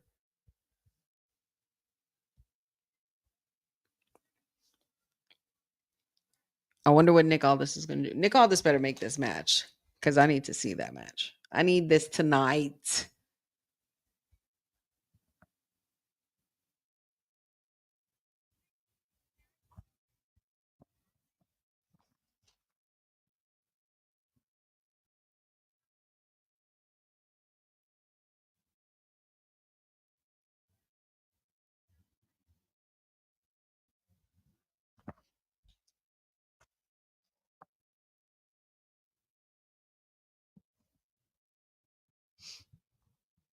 Mm-mm-mm.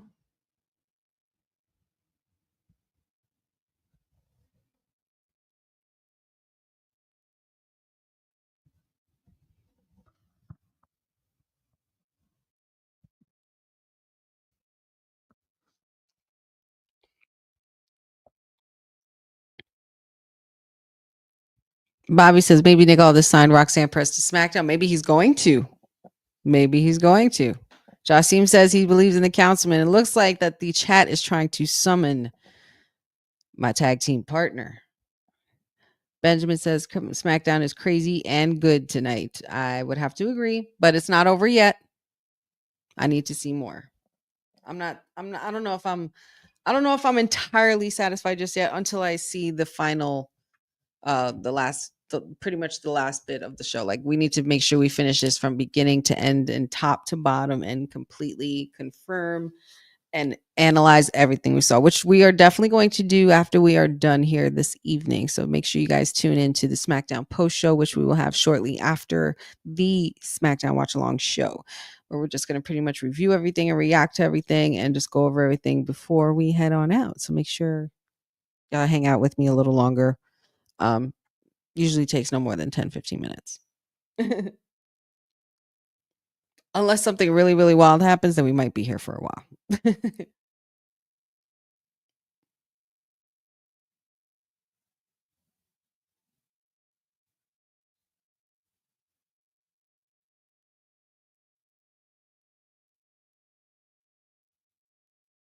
Ah, yes.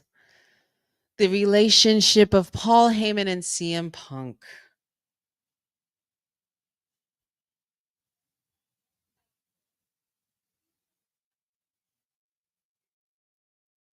Look at Punk, bro, in OVW. My God.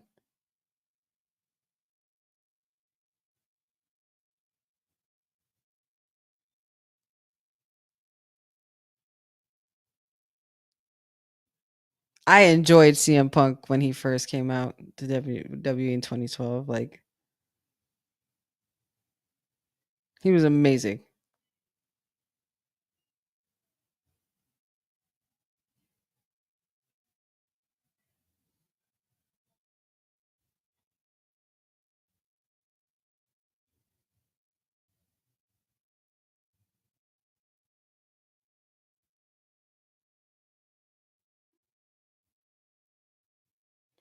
This is very emotional. Look at these two.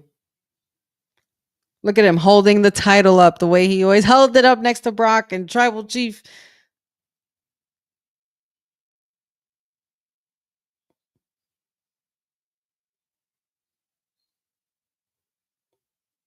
Look at him being a wise man before being the Tribal Chief's wise man.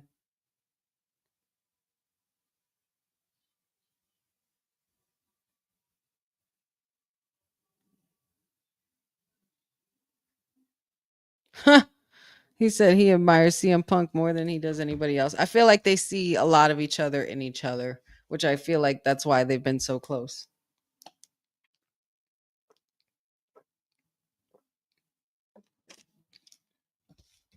I do enjoy them together.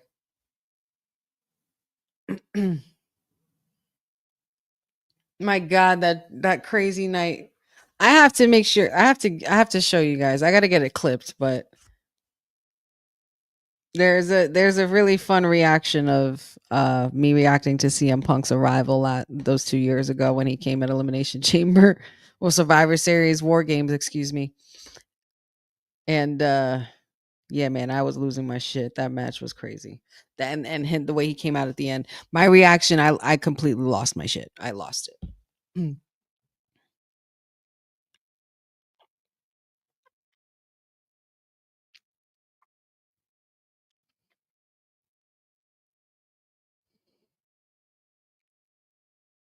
My best friend. Mm-mm-mm. This can't make the tribal chief happy to see this at all. It must not make my tribal chief happy.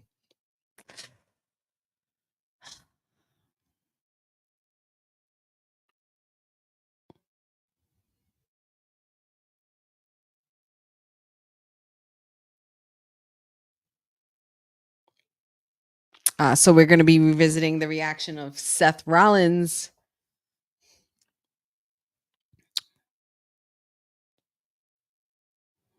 Oh, hey. Oh, Zelina.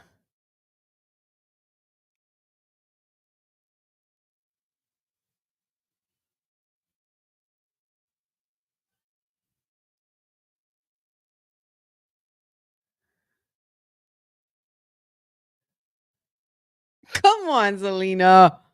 Girl. She looks amazing. Wait, I hear my girl's music playing. Is that her music playing? Oh, we got a match? Oh, yes, my sis got a match. Come on, Z. Yes, come through. Hot Latina from New York in the house, in the building, make way. Oh, she looks fabulous.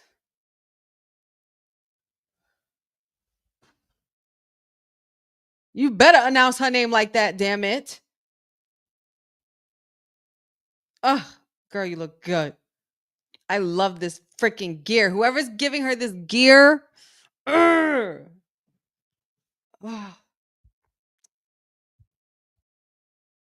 I don't care if it's non-title. I don't care if it's non-title. I just love seeing my friend on TV. Period. La Muñeca in the house. You know, you know what, Eric Tay? We might get somebody. We could get King. I wouldn't be surprised if we have King. Gas Mask, you don't like her theme? You don't like her theme song that she has now? I think it's cute. I think it's perfect for her. It's vibey. It's got to grow on you. We just got this theme.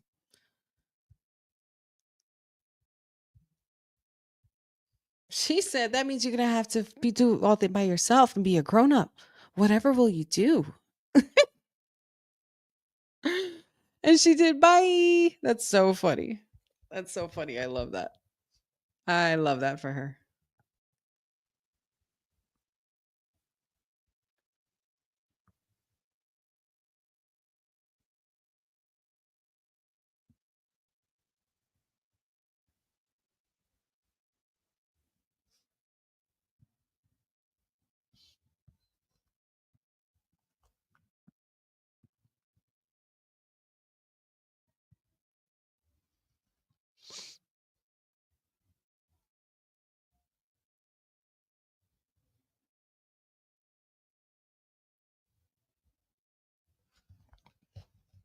Ugh. Well, what an evening. What an evening it has been. We're already going into the 10 o'clock hour, y'all. I feel like it was 8:44 just 5 minutes ago.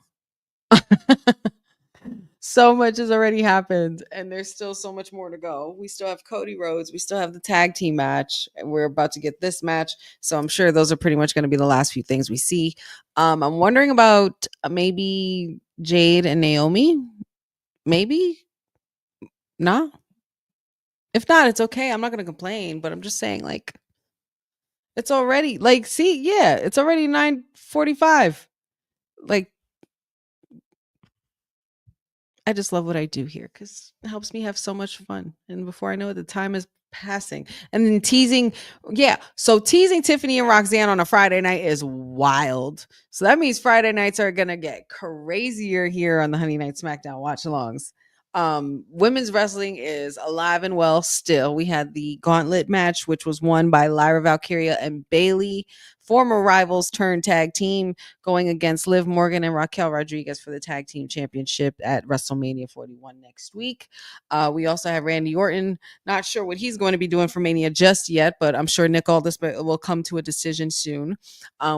We had him interrupted by Solo Sikoa and Tamatonga, where the numbers game tried to come into play, but LA Knight was able to even the odds. So now we have that tag match to look forward to tonight.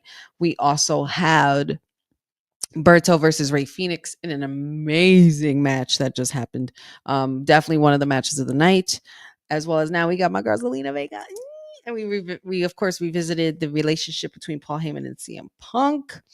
Let's see, what else do we have? Drew McIntyre and Damian Priest had a somewhat kind of sort of face off and mini early street fight in Seattle, but they are expected to be having a casino street fight, Sin City street fight. Oh, hold on.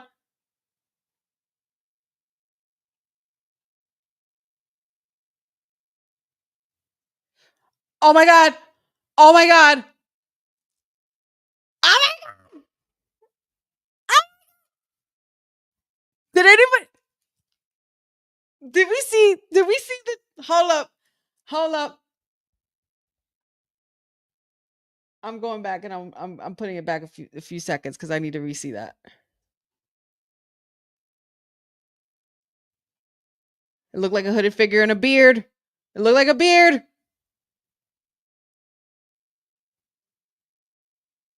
Oh my God.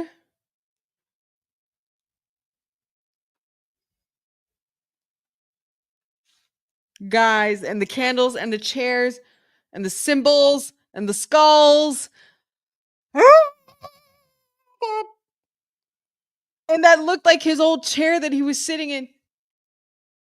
Oh my God, oh my God, it's him. It's gonna be him. It's gotta be him. It can't be anybody else. It's gotta be him.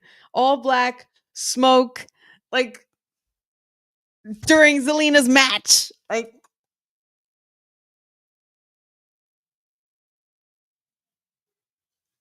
guys, I can't. I don't want to say it. I'm not saying his name on this air until it happens. It's not happening. I'm not saying it. Dad says Mr. Vega. A tease. Not, I cannot, I will not confirm that that's him. I can't, no, I will not do it. I will not do it. I'm not saying it. I'm not saying it. Nope. Shut up, Chelsea. Stop complaining and fight.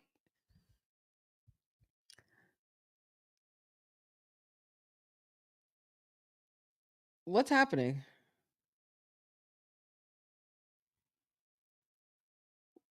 Why did he call the bell on her? What just happened?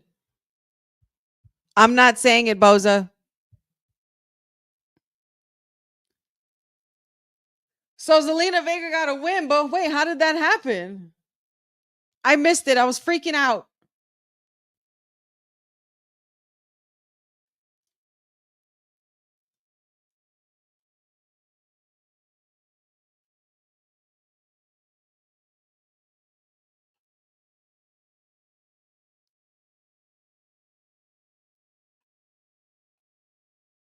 She threw Vega back into the ring and got counted out. You dumb.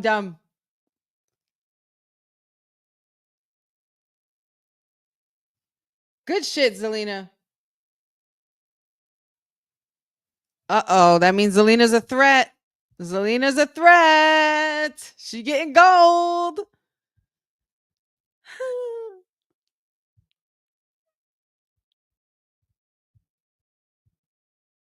Zelina won by count out. Okay, that's fine.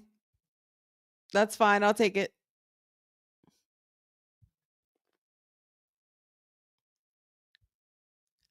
I wouldn't say it was BS. I think it was a way to keep Zelina Vega safe. I think it was a way to keep Zelina Vega safe and not getting a pin, and it was to keep her as a threat. You know, she's always 3 steps ahead of her opponent, and that pretty much proved it. Chelsea Green has been in her own world and getting a little self-absorbed. So that title, the pressure of holding that title is getting to her. And that's why, and exactly, Dad. And this is why it happened that way. Because Zelina needs a clean win when she gets that title. It's going to happen. Oh my God.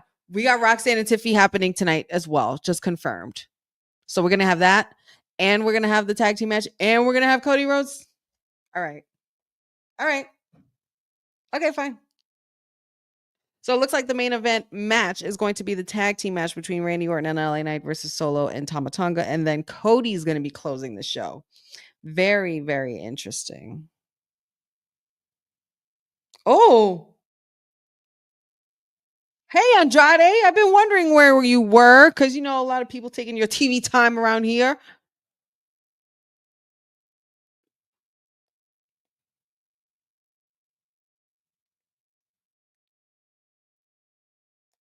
Are we going to give Andrade a faction?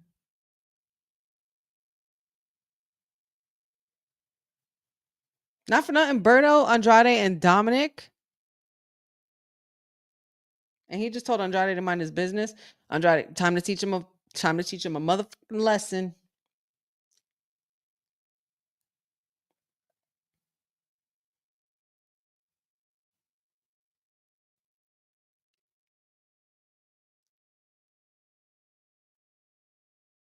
Why are they putting all these belts in the ring? What's he talking about here? Well, all right. All right. Well, Cody Rhodes is next then. Okay. Interesting. Not sure what's happening there. Andrade with Penta and Rey Fenix, that would be sick. Or Andrade even with him, like, I don't know. Andrade with anybody would be fine. That match was weird, but I understand why it happened that way. We're trying to keep my girl Zelina at bay. We're keeping her clean in the title picture. That's what we needed. Chelsea was too busy complaining. She wanted Secret Hervis at her corner and they didn't deliver. And then she blamed the commentators when she should have been aware that the ref was counting while she was having an official match. She threw Zelina Vega back in. Therefore, she got herself counted out. So Zelina Vega technically won. And I think that works perfectly in Zelina's favor. Because yes, exactly. In case in point, Boza, it shows that Chelsea cannot win without her administration.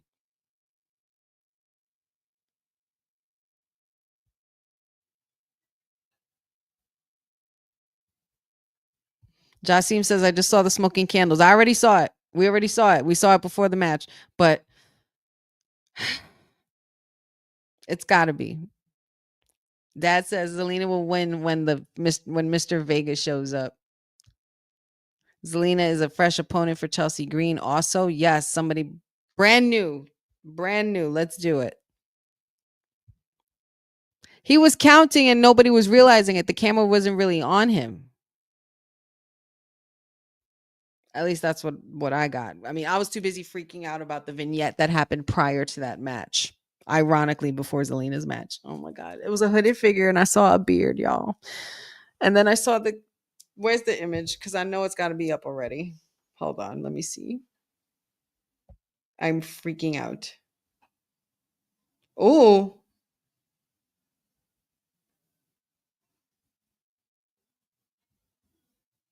The Rock posted something 29 minutes ago. Something that has to do with a Rubik's Cube. Wonder what that means. Huh. Okay.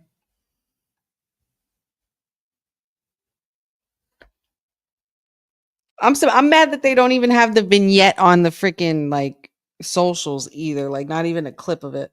That's because they don't want anybody to grab a hold of it and try to figure out who it is, even though we already might know who it is. Right?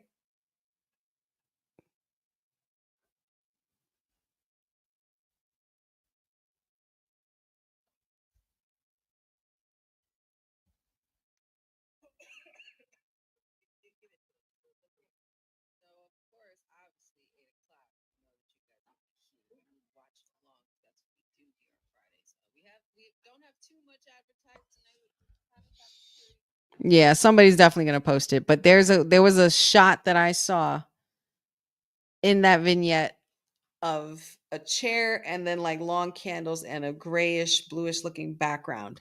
If y'all remember Aleister Black, let me see if I can try to find well, damn it, I said his name, Aleister Black, but this is assuming that this is him, right?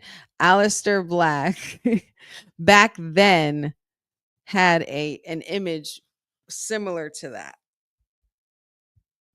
So I can't help but wonder if that is Aleister Black. It could be someone else, but maybe it is Aleister Black. I don't know. You guys got me to say it, damn it. You see? It could be. I'm not saying it is. I'm saying it could be. I'm not saying it is until I see the face on my screen. I did say his name.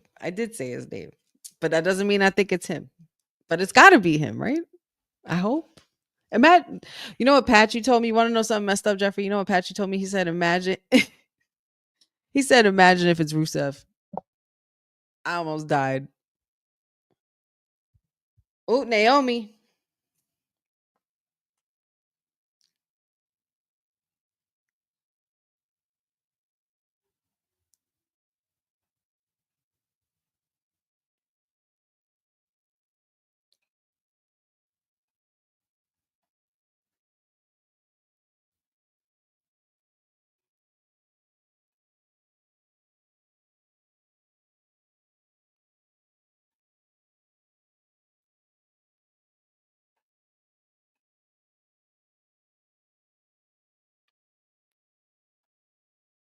I love this Naomi so freaking much.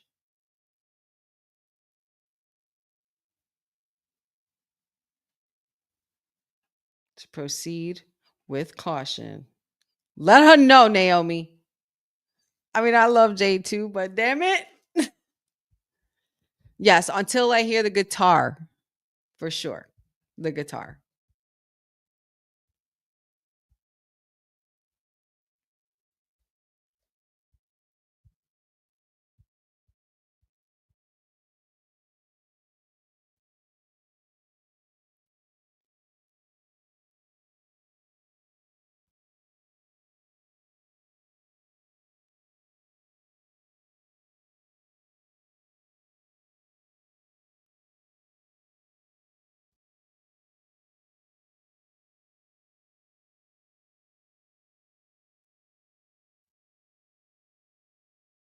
The glow is fading, she said. Come on, Jade.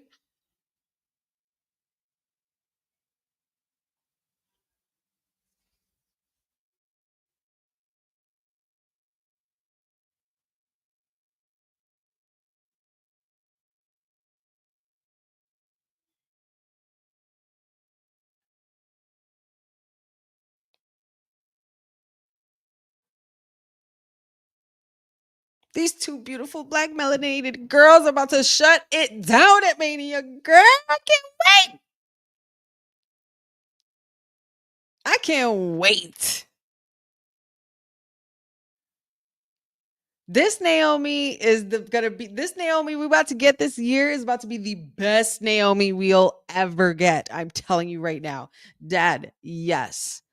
But this Naomi, this is the Naomi I've been waiting for. Like I've been itching for this Naomi for years. A lot could happen in a year. And you saw those pictures, man. You saw how far we've come with the big three and everything.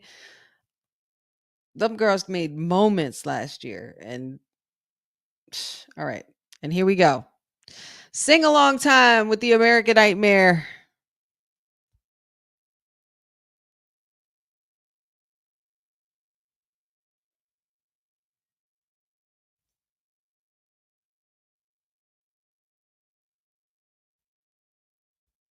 Both I did not hear that. Joe Tessitore said they will be showing both cards for Mania 41 and we'll know the cards for each night. But however, do we know the order of the card? Because that's also the interesting part.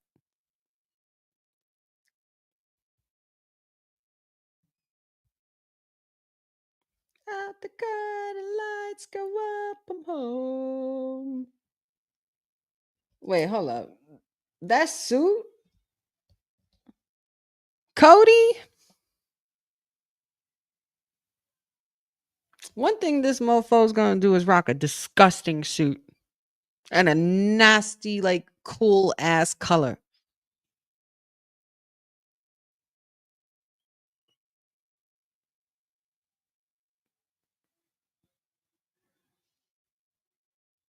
I can't tell. I don't know if it's the lighting or on my screen or my iPad that I'm watching this on. But his suit looks almost like lavender-ish. I don't know if it's gray.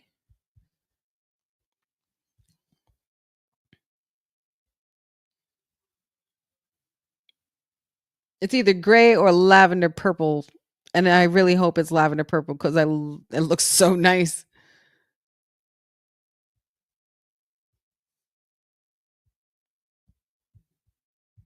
Jasim says, whenever they do this, I'm feeling a new title is going to come in WWE. Yeah, that's what I feel like. Either they're going to upgrade something or change it.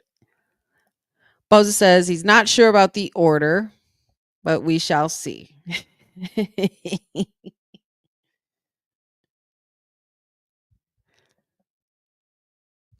You know what? That's the real flop right there, Gas Mask. That's the real flop right there. Still no Cross. Cross don't even have a match at Mania. Unless wait, is Cross Raw or SmackDown officially? Can anybody answer me this?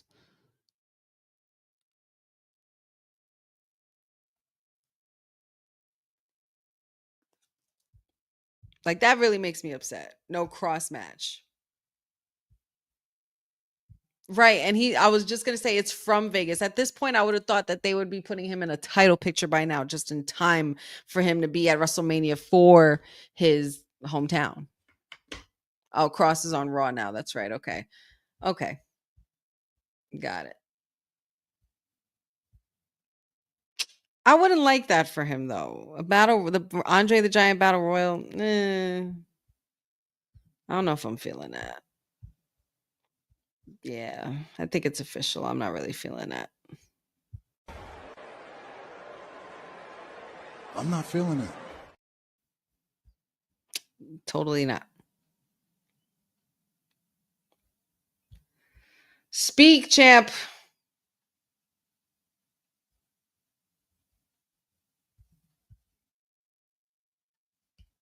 That's an interesting rumor, Dad.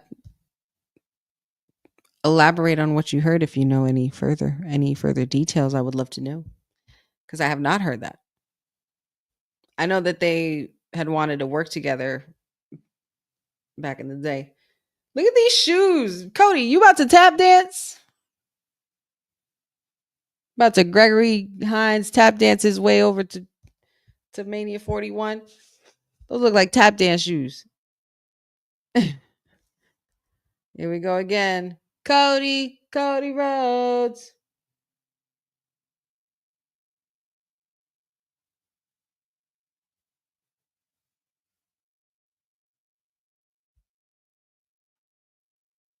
You know what would be great right now? If The Rock's music hit. Like right now.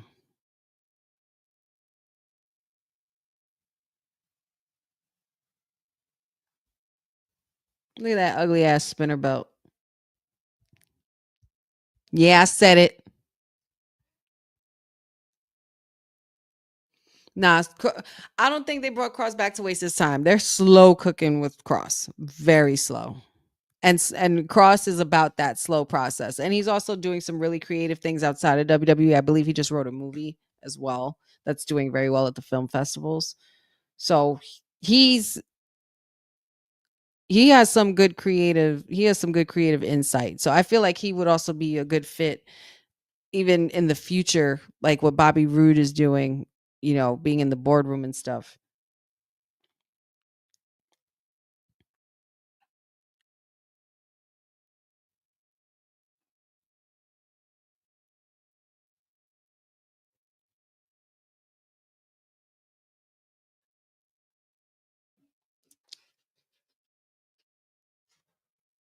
Why are we talking about these titles, Cody?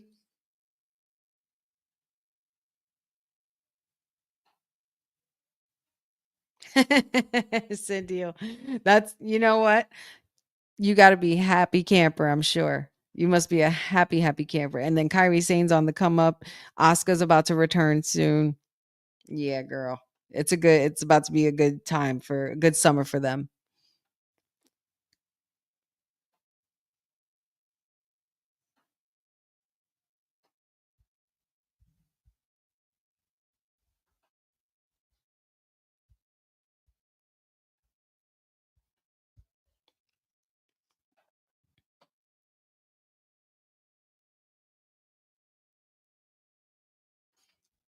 Gas Mask says, I thought that too, but I think he would be thriving somewhere else instead of just dangling a carrot over him. See, I don't think so much in that way. I think, honestly, I personally think Cross and Triple H have a really great relationship, hence why Cross is riding it out with Triple H. Triple H has always seen it for Karrion Kross. He's just finding the right time and the right moment. Something Pachu brought up to me the other day that was really good is if there's certain mysterious character that's returning and Cross join forces. And I think that would be pretty cool.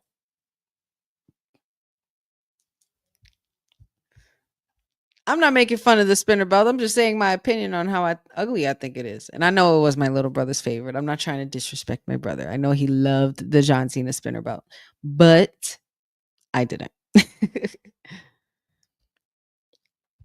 Aaron Teagle, there he is. What's up, buddy?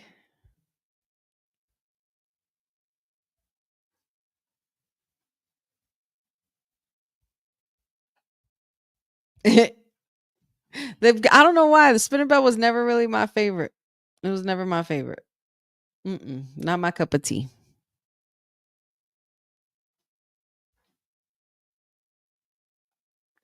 Bobby says, I'm interested to see what Triple H does with Bronson Reed when he comes back from his injuries. Yeah, the big man, the big man monster. It's gonna be a while till we get him back. I personally can't wait for Ilya Dragunov, and we gotta wait till September.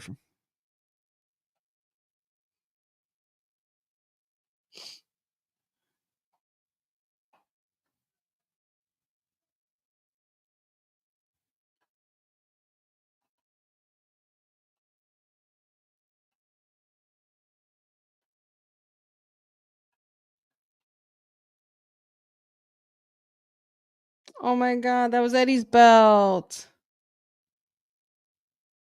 Oh, he's gonna talk shit about the spinner belt.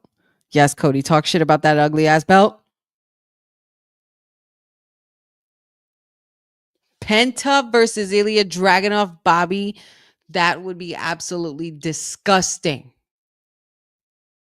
In the best way ever.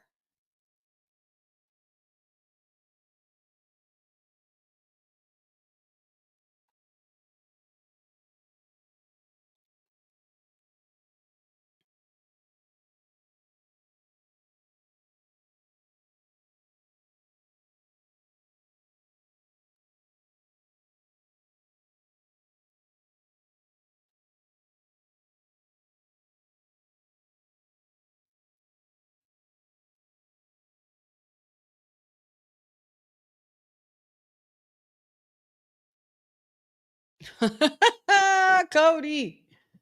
Cody talking that shit, y'all. He's talking some shit tonight.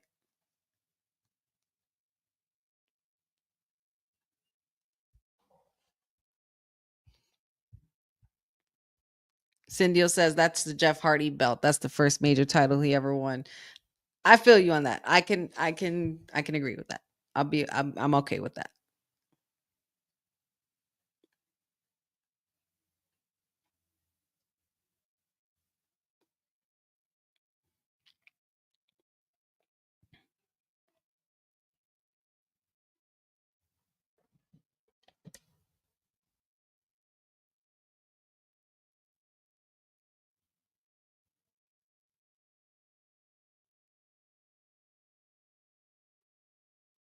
You named a few people that you just beat too.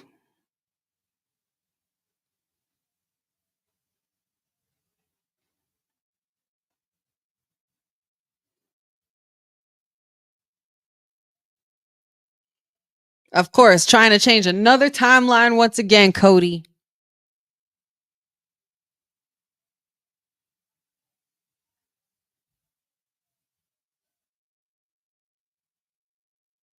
He told Brock.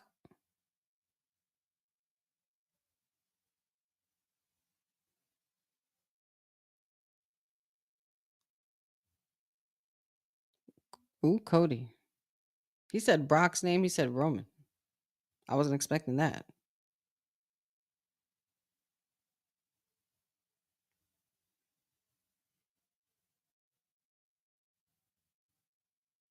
He's telling him he's going to retire Cena.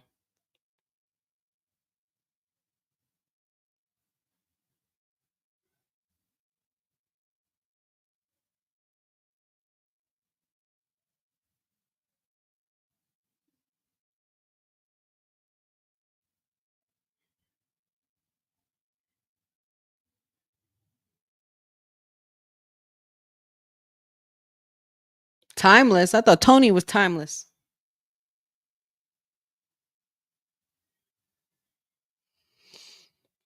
Whew, some interesting words there from the American Nightmare.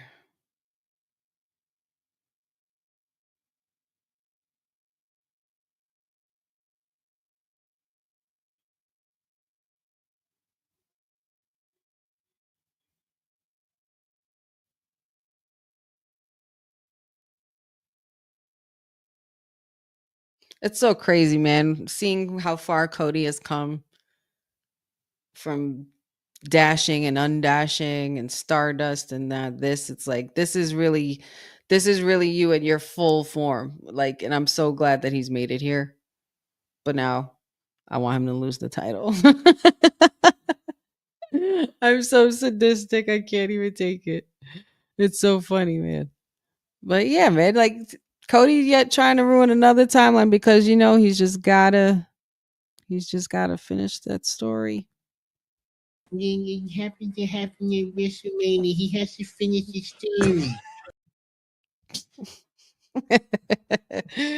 He's trying to save this business, but John Cena winning 17 times, I personally think, is what's best for business.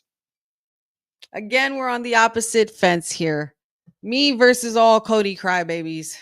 And that's fine. But speaking of John Cena, he will be returning next Friday. And of course, he has to just in time before Mania weekend for the go home show.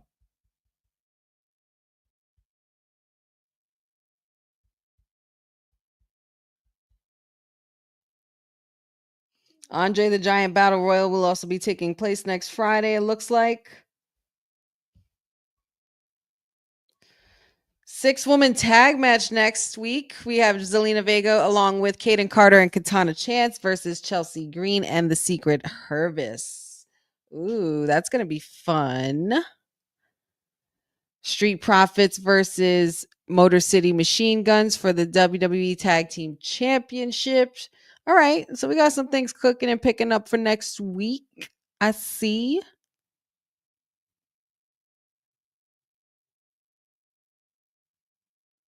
And they're going to be in Vegas for the weekend, of course.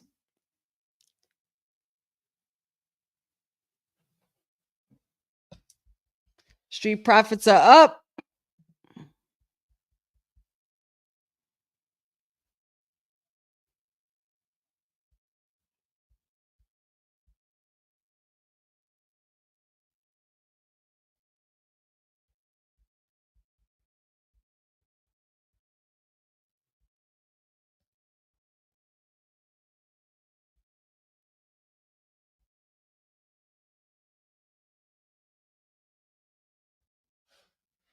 That's right. They don't have gold.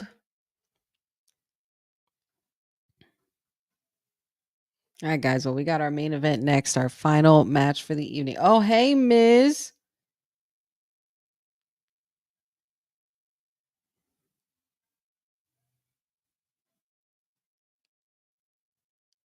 Oh, look at Mello mousing.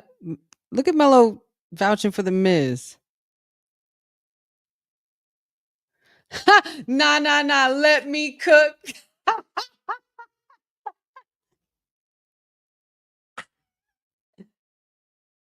Okay, 9-time champion. Let him know, Miz. Come on. Let's go, Mike Mizanin. Mello don't Miz. Awesome. Ooh. I kind of like that interaction. I kind of like that interaction a lot. I really enjoyed that.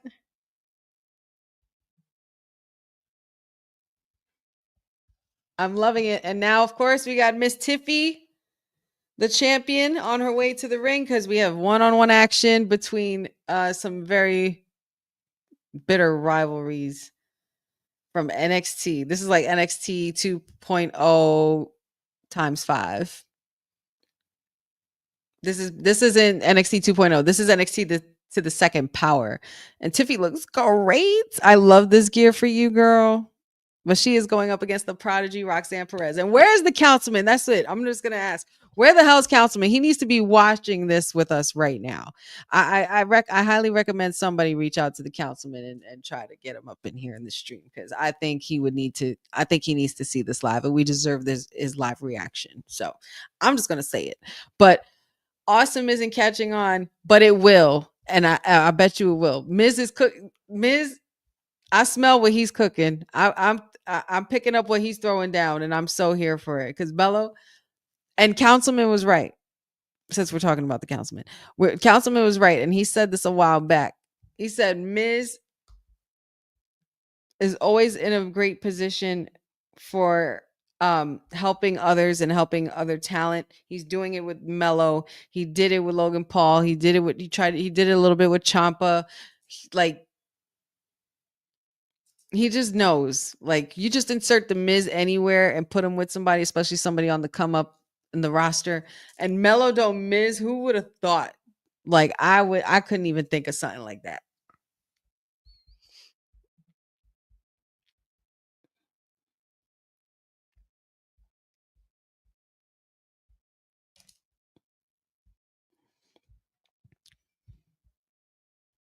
A beautiful Barbie doll at that. Boza says, "Where's Councilman? He has to be losing his shit in a good way. I'm surprised he didn't text Honey to run in for his match."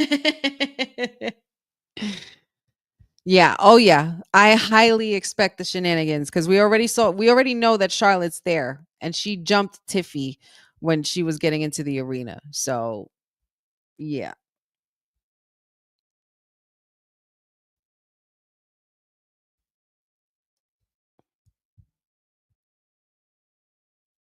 Yeah, I definitely expect Charlotte Flair to be standing tall.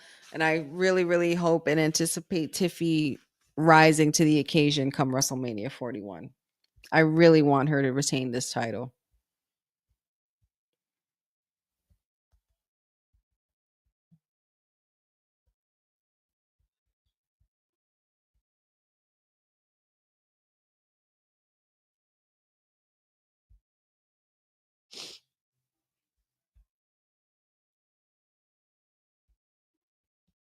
Come on with these commercials, man.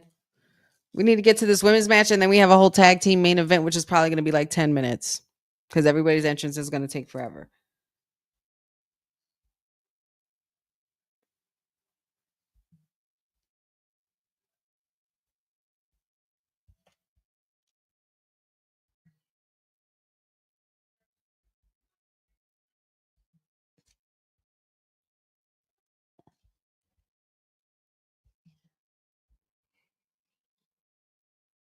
Ooh, let's see.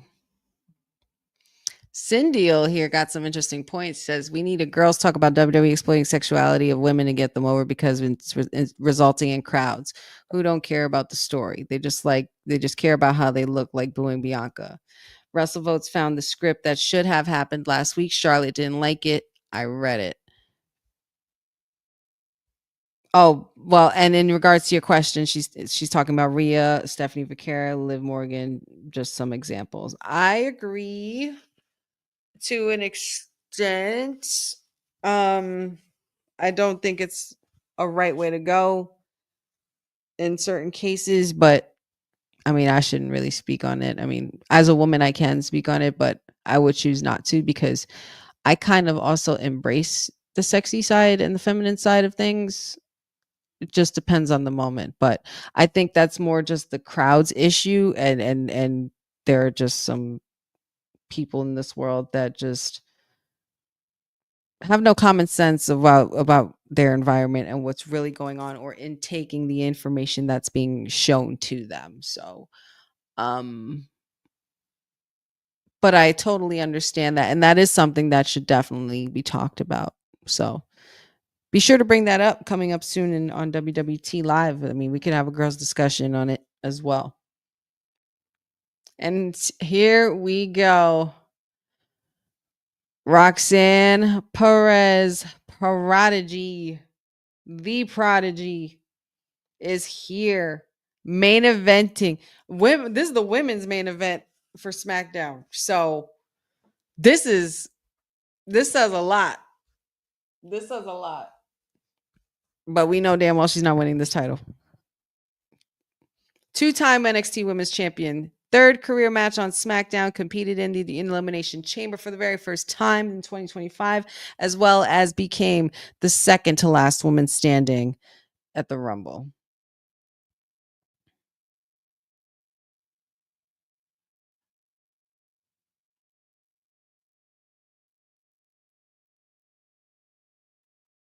My goodness, we've totally been here before. It's like deja vu all over again, guys.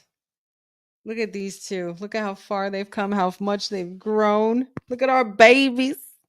Look at our babies. Where is Councilman?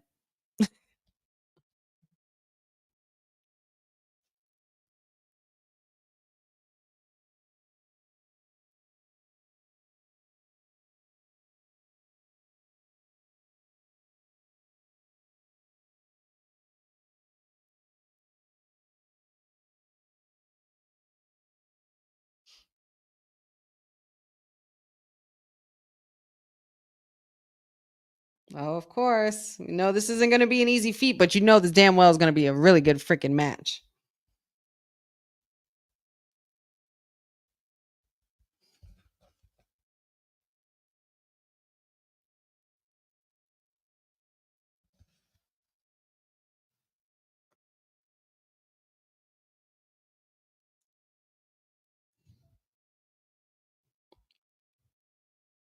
Three women's matches, a rare thing for the main roster. Next week, wrestling is on every single night. Every single night, guys. You know how this goes. This WrestleMania week. We don't play.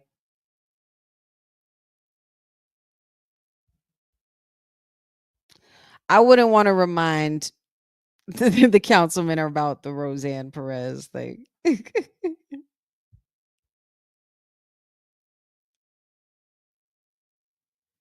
What time is it? Tiffy time.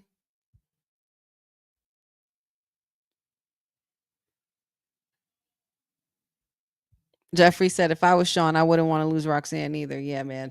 That's a hard one to let go of because she carried that division in NXT, man. She was amazing.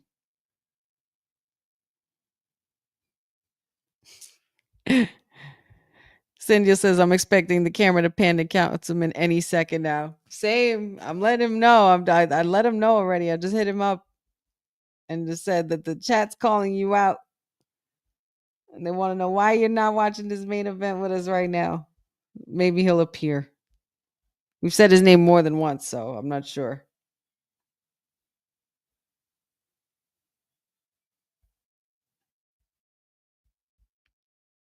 Oh. Roxanne Perez totally dominating on the champion. This is crazy.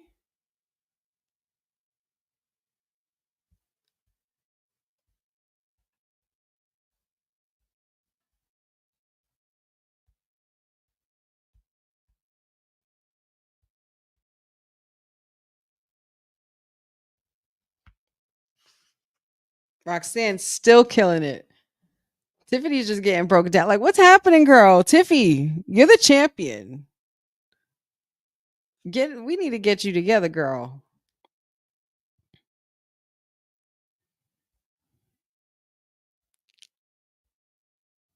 It was pretty damn funny.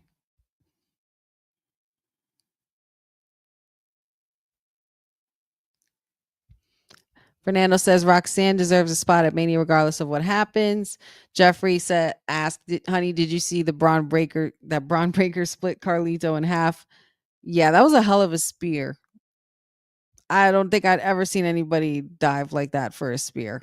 That was absolutely brilliant. And yes, he completely wiped the floor with Carlito. he couldn't stand him, so he mopped him. Let's see.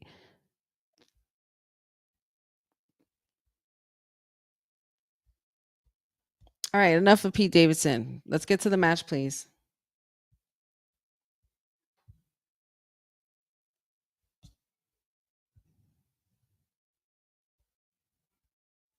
I can't wait to on the road again. You know what, guys? I'm just gonna go ahead and ask it. Where the hell is the Wyatt Six? Anybody want to answer me that? Anybody in the chat want to answer me that? Do you want to answer me that, ma'am? Let me fix your hair because you're looking a little messy. But can you let me know where they are? Does anybody know? I'll wait. Stupid. I was just wondering. Just figured I'd ask. One of them is injured, but not anymore. And yes, another good question. Where is Alexa Bliss too? Where the hell is Alexa Bliss?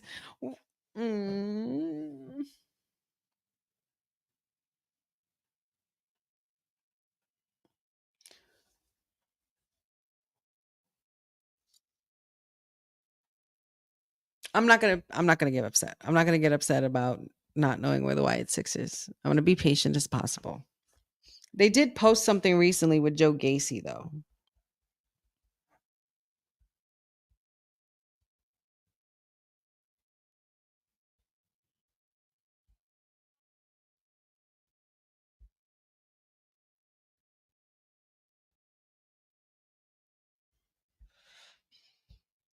She literally showed up. She literally showed up at the Rumble. She appeared on SmackDown a couple of times, and that was it.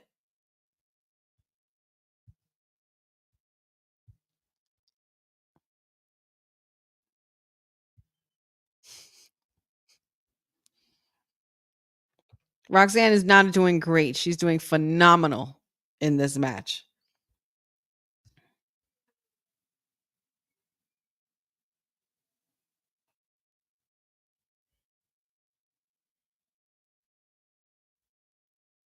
Table's looking like they're starting to turn here with Tiffy and Roxy. Jeffrey says, honey, I think they brought Alexa back too soon. I don't think they did. I think bringing her back at the Rumble was perfect. And maybe they have her on this kind of a schedule, one, because she's earned it. Two, because they want to showcase as a big star and have her make like the big appearances, I guess. Like they want to make sure that she always gets that pop, and she probably will. Who's to say she won't show up tonight? I feel like a rivalry between the Prodigy and the Goddess would be absolutely disgusting. Just saying.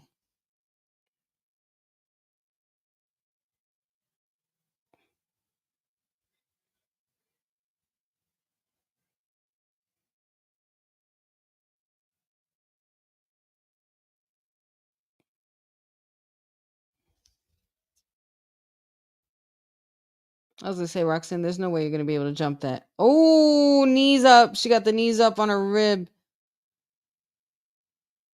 Oh, I just realized Tiffy's pants say Toodles. Well, bottoms say Toodles. She's about to go for that pretty moonsault, but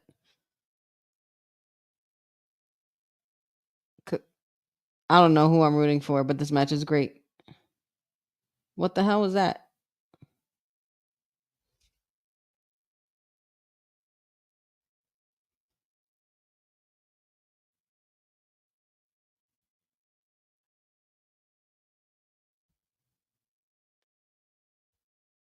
That was really strange. I don't know what happened with the screen there.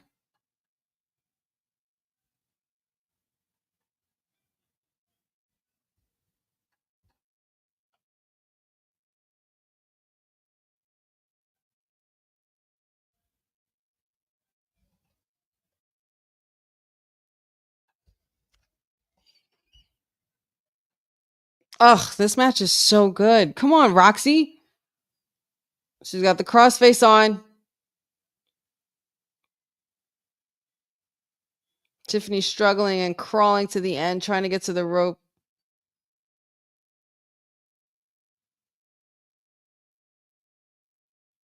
Yep, I knew that. Roxy's so good at doing that. Oh, shit. And here we go. Pretty moonsault ever. And it lands, and that is it. 1, 2, 3. Tiffy time.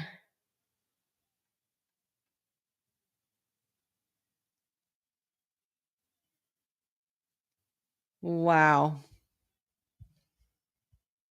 Oh, and there it is. Fucking Charlotte Flair.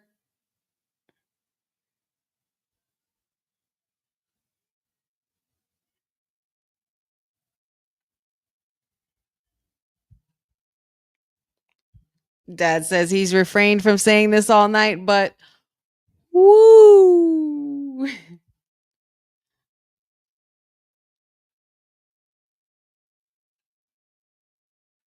Even Wade Barrett trying to get in the middle of this.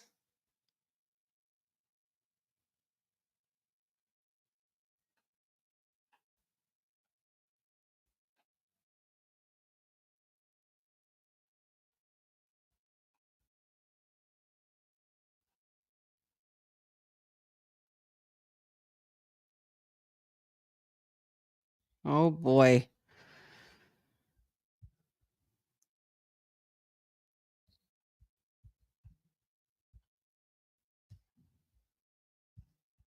We knew this was going to happen. I mean, at least there were no shenanigans during the match because that match needed nothing. Just saying. But you knew this was inevitable. This was going to happen.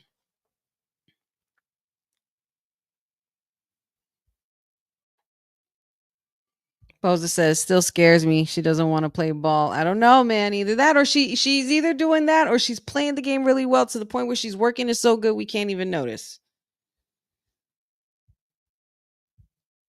And she didn't ruin the great match. The match was already over. The match was already over, technically. She had just ruined a victory of a great match. That's what I would say.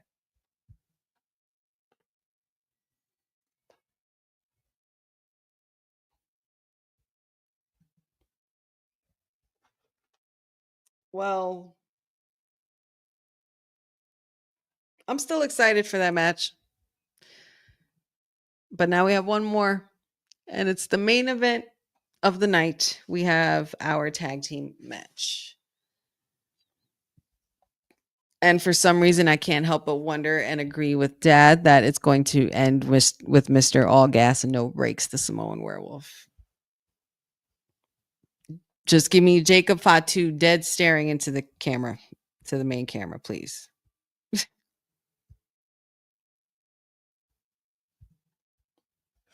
Oh, wow. I didn't notice that. Gotta protect the girls. Gotta protect the girls.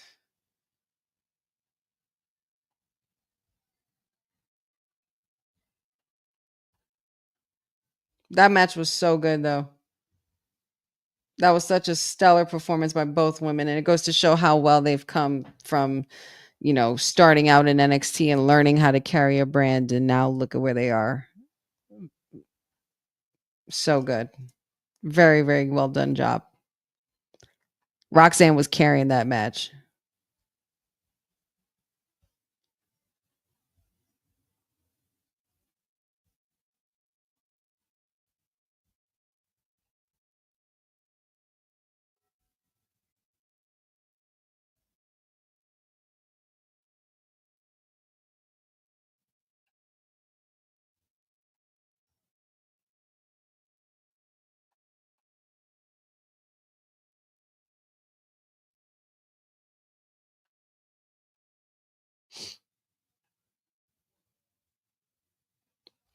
Oh, man, guys.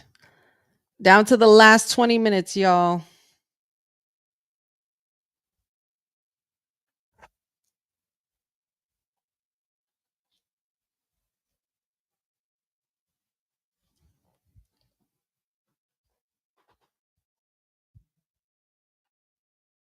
I don't think they're hurt. I don't think Roxy losing to Tiffy, especially being the women's champion, like I don't think that really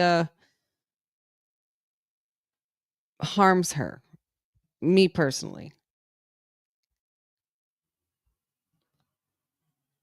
Because of how much of a pro she is. I think she'll be fine after this.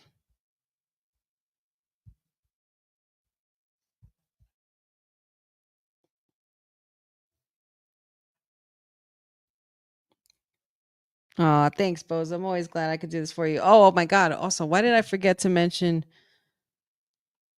uh oh Lex oh Shawn Michaels is inducting Triple H. Shut up.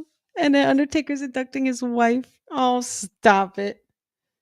CM Punk is going to be inducting Shawn and Brett's match, and Diamond Dallas Page is going to be inducting Lex Luger. Oh, that's going to be emotional. That's going to be cool. CM Punk going to be on stage with two of his favorites. Oh my God. Like that's going to be cool. That's going to be a cool moment. And then to be able to see Shawn Michaels return the favor and induct Triple H the same way Triple H inducted him all those years ago and back in 2009, or excuse me, not 2009, 2011. Was it 2011 or it's 2014? No, 2014. Those years go by so fast, guys.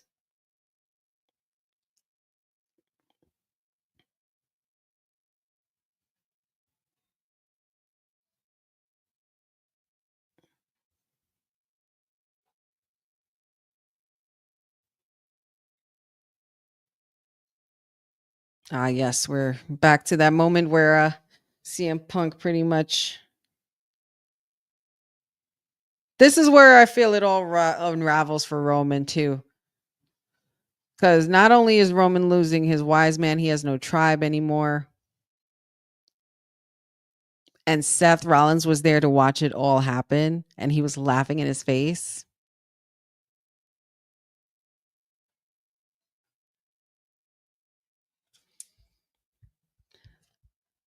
I think it's more of a shame that they wouldn't let Sting induct Luger. Flair, I could do without that. Otherwise, we'll be there all night with a speech. And we're gonna and that Hall of Fame is gonna be at 1 a.m. We don't need a whole long speech. How come not Sting? Because fake TK, Tony Khan and AEW and Paul Levesque here, it just doesn't work. It just can't work.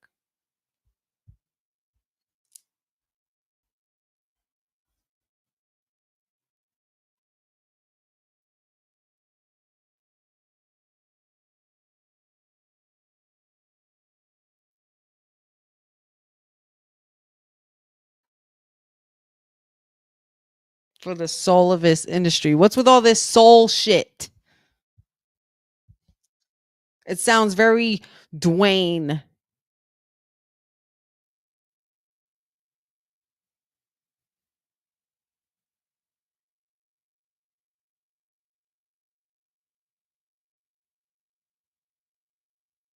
And the fact that Seth was bullying Paul Heyman.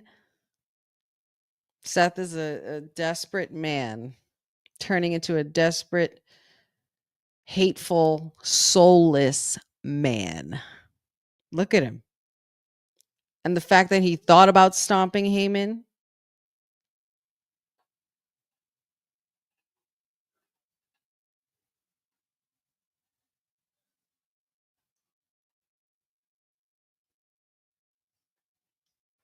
Who'd have thought that this would be a custody over Paul Heyman match? I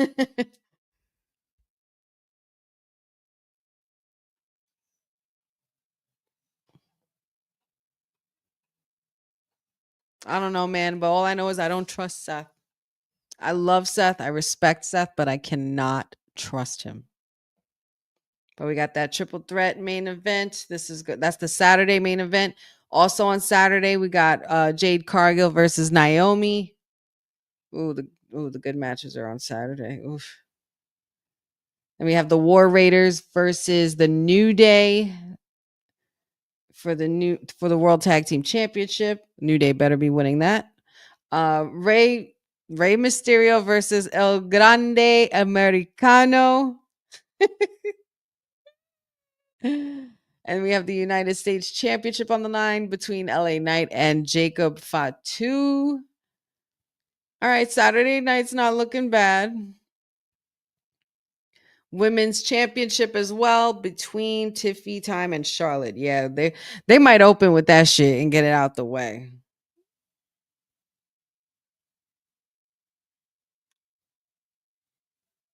And then, of course, the World Heavyweight Championship main event, Jey Uso and Gunther. All that's on Saturday. My God. And so then on Sunday, Bailey and Lyra versus Liv and Raquel. They're announcing all the matches, basically, guys. I'm just going through them with y'all. Roll call. Drew McIntyre versus Damian Priest in their Sin City Street fight will also be on Sunday.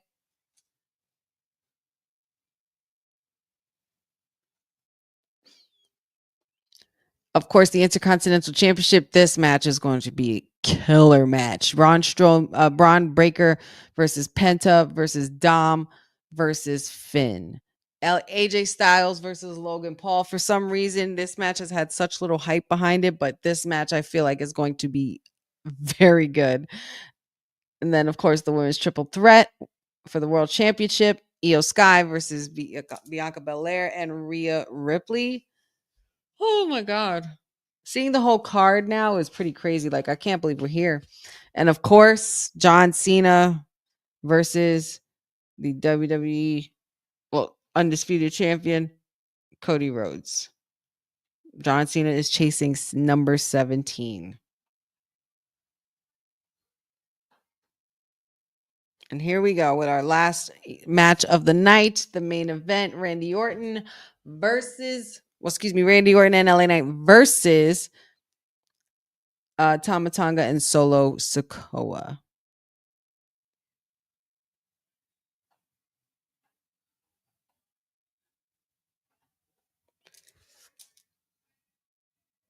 $13 matches. So we have 6 one night, 7 the other night. Charlotte opening a WrestleMania. What universe we in, girl? Yeah, you need to get that one out the way.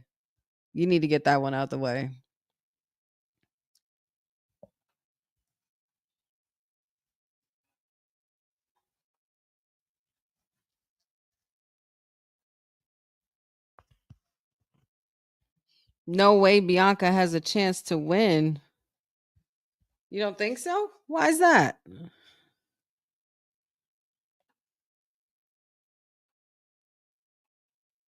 Cindale says she reckons that it's Jade that costs Bianca, not Naomi. Well, Jeffrey thinks Naomi is going to cost Bianca.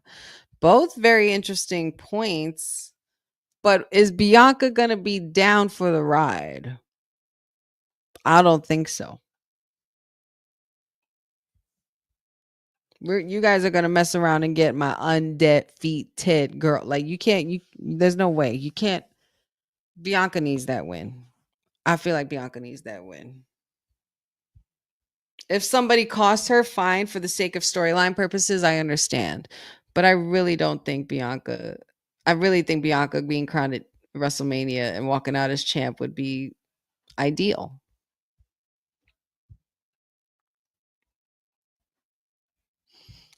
Eric Tate says Randy should do an open challenge for WrestleMania instead of pretty much them planning a match for him.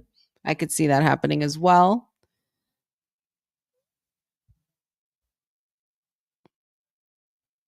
Io does need that win too.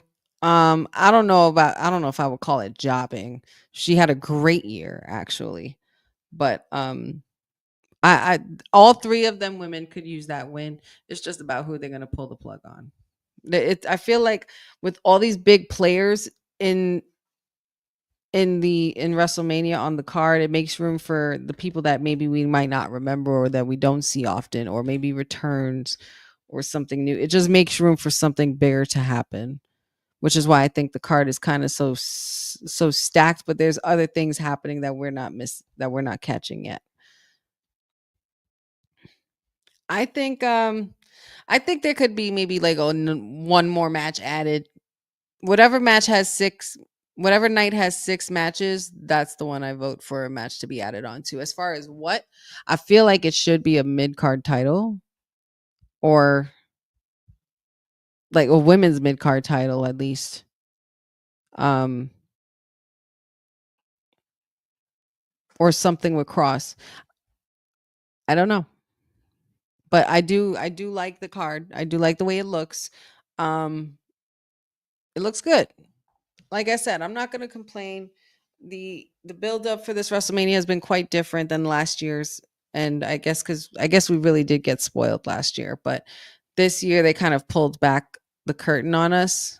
Pulled the rug up from under us, at least I should say, because we were kind of expecting to go in with the same anticipation as we did last year, but also because we had to wait a couple extra weeks, it kind of makes the wait a little longer and we're a little impatient. But yeah, we just gotta take it for what it is, y'all. We're not that far away. Beyond Chelsea and Zelina at Mania would be perfect. I would love that for Zelina. A singles match.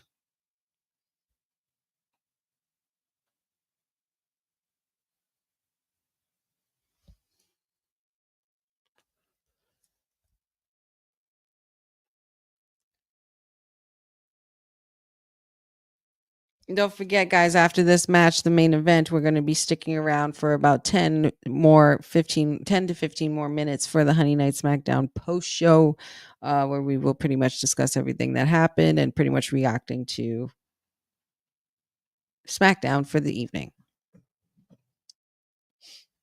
And of course, the Viper is waiting patiently in the ring.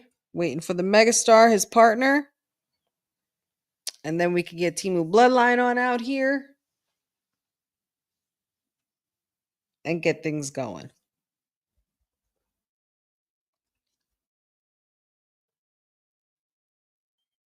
I have a feeling I think I might know what happened. Jacob Fatu is going to come out, ruin the match for Solo and Tama. Because remember, their communication has been off the last couple of weeks. And they didn't tap in with Jacob the way they were supposed to. So that's one. Two, I think that Jacob Fatu is going to grow into a rage after Solo Sikoa costs him. I feel like Solo Sikoa could be the one that cost Jacob the match at Mania, therefore creating another inner circle bloodline feud. Because we eventually need to get to that and address that elephant in the room about how much Jacob Fatu outshines Solo Sikoa. We're taking it all. Settle the score. Taking it all.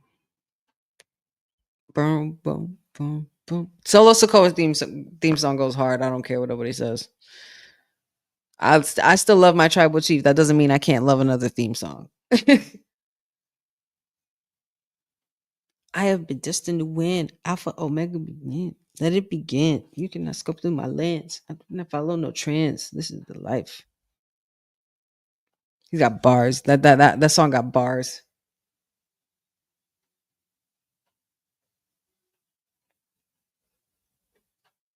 Yeah, we ain't see Jacob all night. So he's finna do something that's gonna ruin the plan that Solo and Tama Tonga have.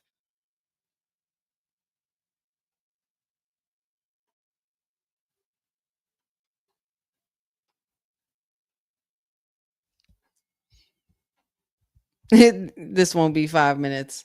All right, maybe 10 minutes, and then maybe like an added 3 to go over time just a little bit.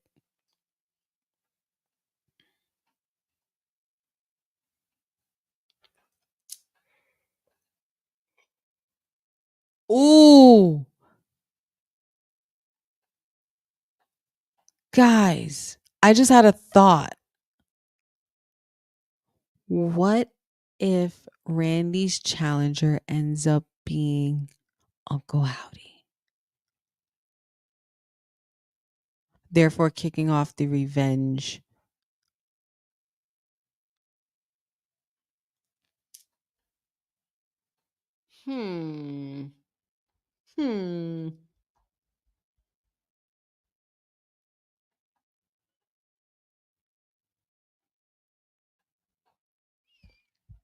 I would be sad. I would be sad, but I would be also very happy because now it's like we're continuing a meaningful storyline with the Wyatt Six. We're not just throwing them anywhere or like to somebody like American Made or something. Like we need to get to that for Randy.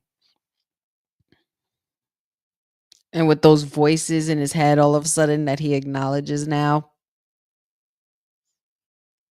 I think it would be very interesting to see Randy. Oh, snap draping DDT. Let's go, Viper. I think he's already looking to do this early.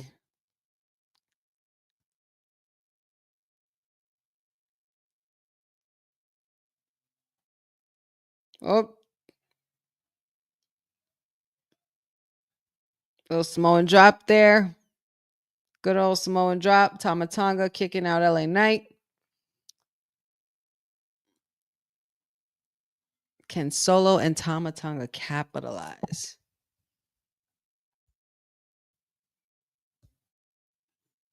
I said Uncle Howdy, not Uncle. I didn't say Halle Berry. It's Uncle Halle versus Uncle Howdy. I said Uncle Howdy.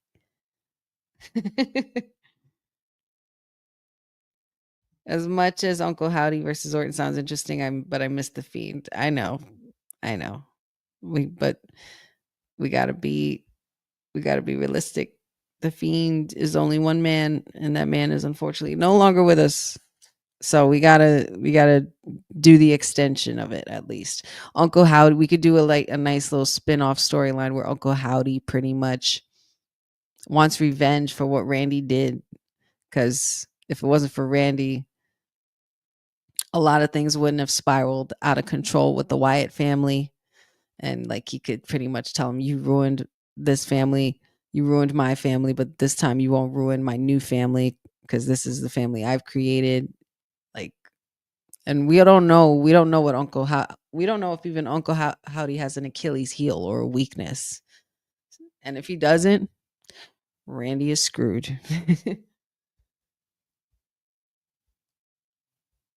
Roberto Ortiz, thank you for joining us. He says then that could ultimately set up a match between Jacob versus Solo at Backlash. See that for what I was mentioning earlier, right? I think it would make sense. Backlash, Jacob and Solo. Yeah. Because remember, Solo Sikoa tried to go at LA Knight and he couldn't beat him either. So he's going to feel jealous and feel wrong because he knows Jacob Fatu is more than capable of winning and beating LA Knight, but he isn't.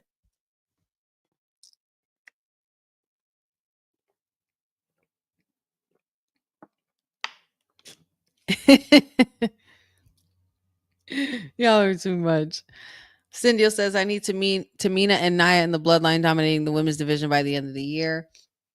We tried that run already, though. We tried that Tamina and Nia thing. I don't know if they're going to revisit that. If they do, it would be nice. But I feel like the next women we're going to see that's going to be a part of any Bloodline, it's going to be possibly the Tonga twins. That's what I see. And shout outs to the Tonga twins. Very good friends of Boss Lady TK and the show as well. Slowly waiting for that. Slowly, patiently waiting. Waiting for a lot of things, Triple H and Sean. Talk about slow cooking.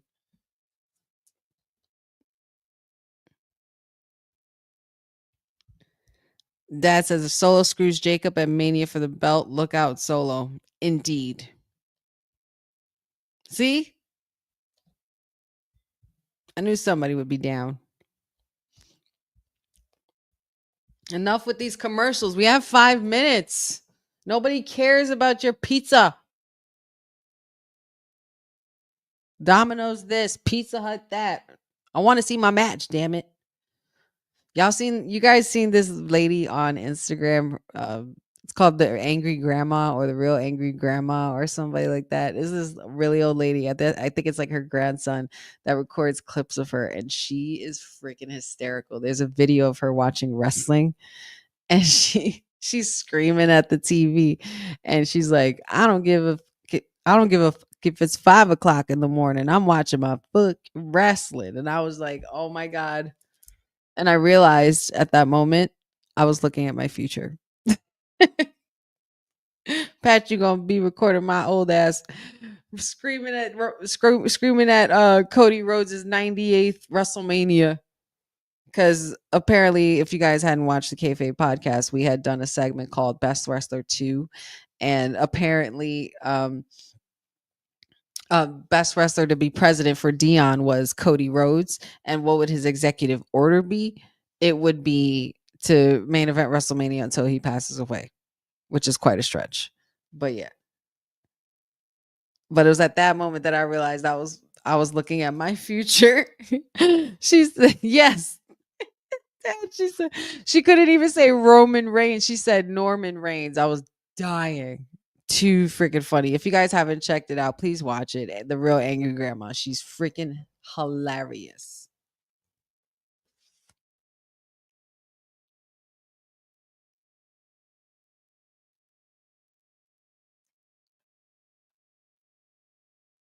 Here we go. Hot tag to the megastar LA Knight going at it with Tama Tonga.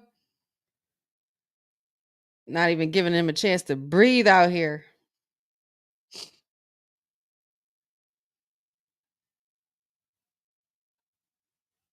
There goes the yeah kicks, not the yes kicks, not to be confused with those. Watch out behind you. Solo's there. Ooh. Megastar one step ahead. Nice little neck breaker there. Ooh, come on. I see you, LA Knight. Oh, time for an elbow drop. LA Knight.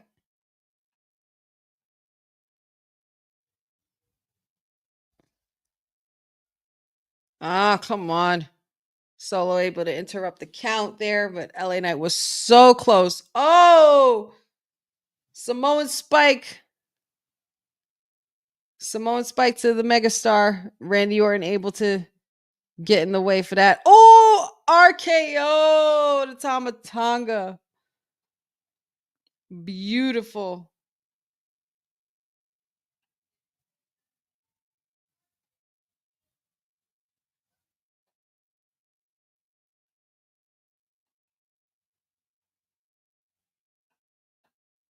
Somebody's getting knocked through some tables or something.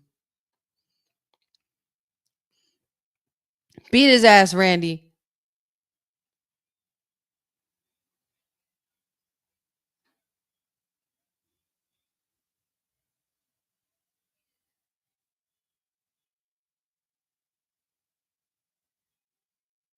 Oh, BFT, it's over. 1, 2. Tama Tonga took the pin. LA Knight and Randy Orton have come out on top.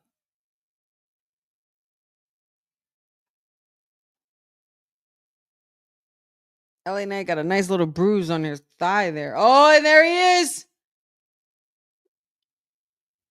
Yo, I can't with him. I can't with Jacob. The damn shakes and stuff. I can't dig it. I love it. Jacob putting on that weight again. That boy eating good.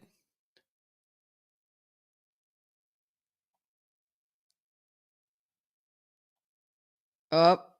And he's got his eyes on the prize.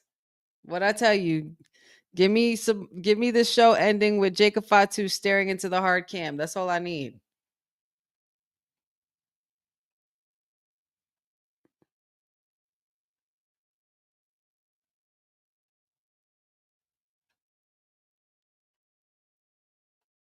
We got a couple minutes. Let's go. Give me some moonsaults. Yep.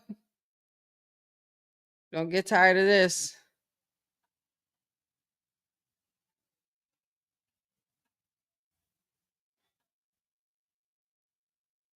And he's holding the belt. Oh my God, he's going to do it again. Another moonsault.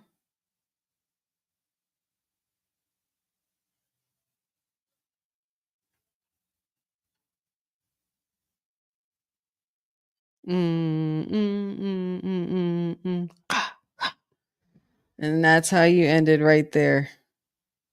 The Samoan werewolf is hungry for gold.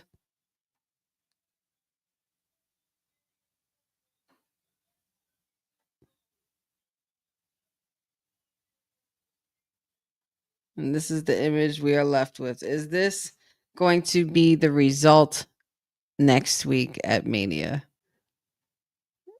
We got one more week, guys. Oh, and Jacob's not done. He's going to go again. This is how we ending it, with a bunch of moonsaults, y'all.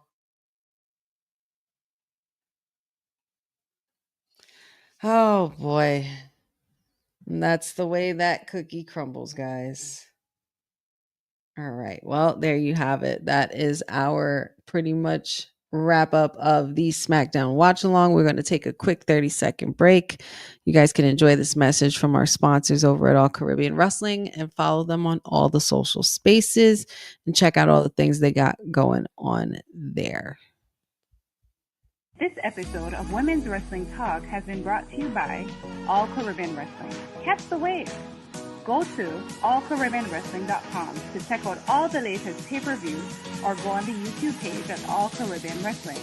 Also, go and check out their socials on Instagram at All Caribbean Wrestling and on X at All Caribbean WR1.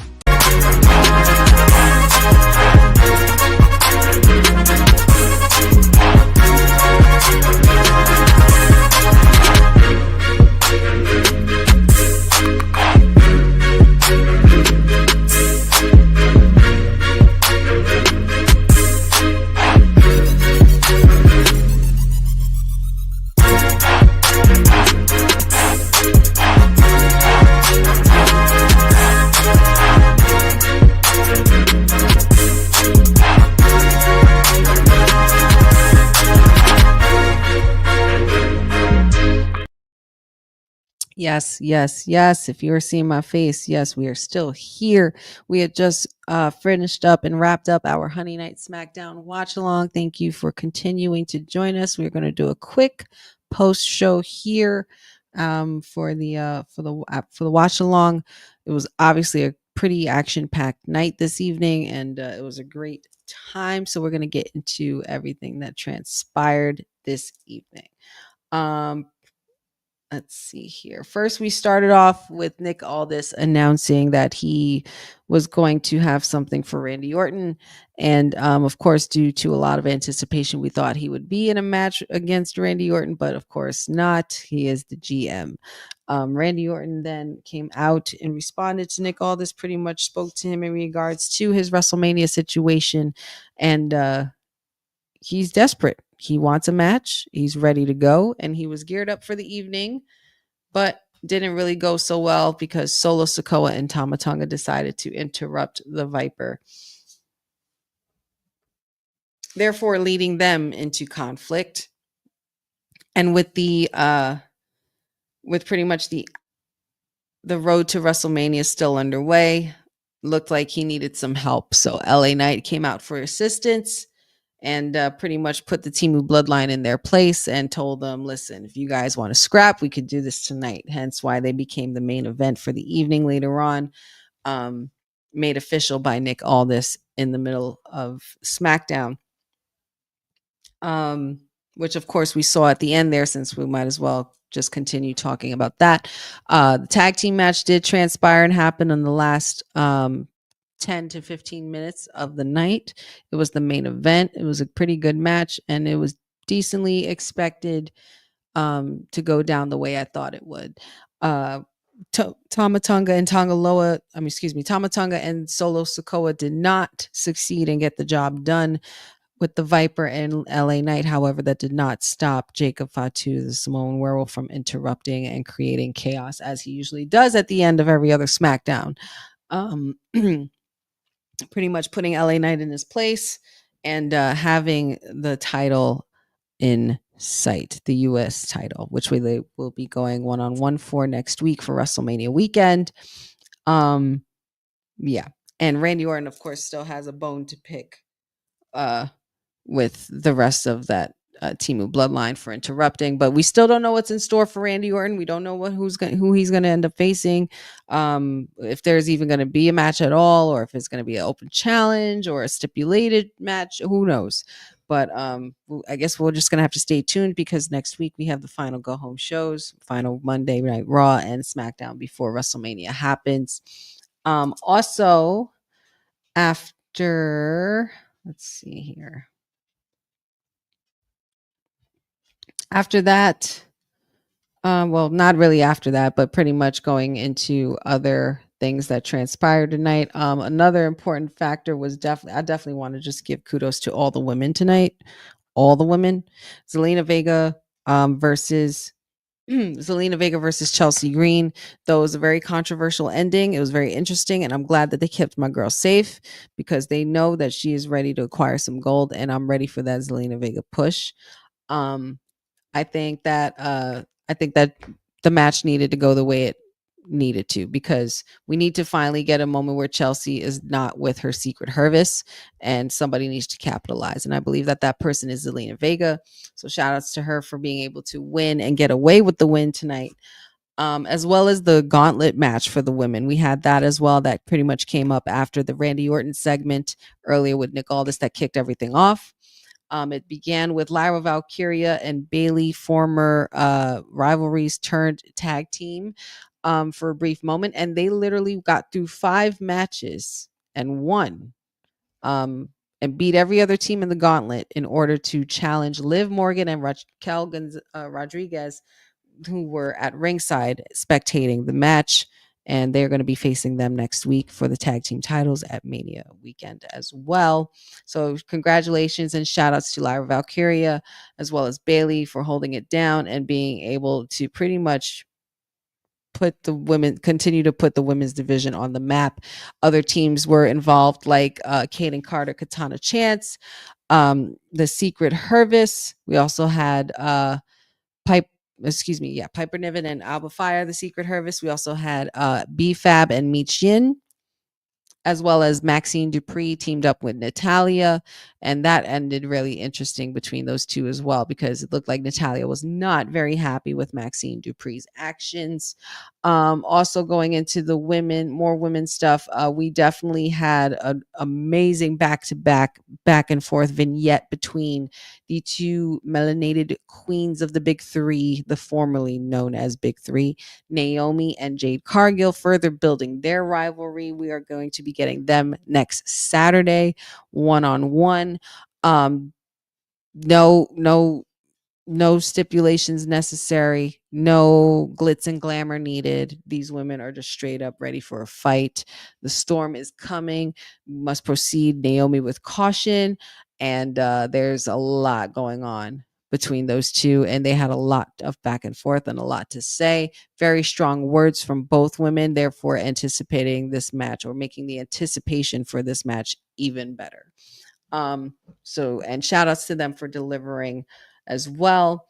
Also, let's see, Roxanne Perez and Tiffany Stratton. You girls give me a headache. You girls are absolutely amazing. You women are absolutely rocking it. And you two are going to literally be part of the pillars of the future pillars of this main roster that hold it down. I was extremely proud of both of these women. I was so proud of Roxanne, even if she didn't get the job all the way done. Tiffy Time did come out on top. She is the champ. And of course, we couldn't have expected that match to end any other way than an interruption from Charlotte Flair. It didn't happen during the match. The match was already over. So at least Charlotte was able to let Tiffany have a moment to win, but unfortunately not for long.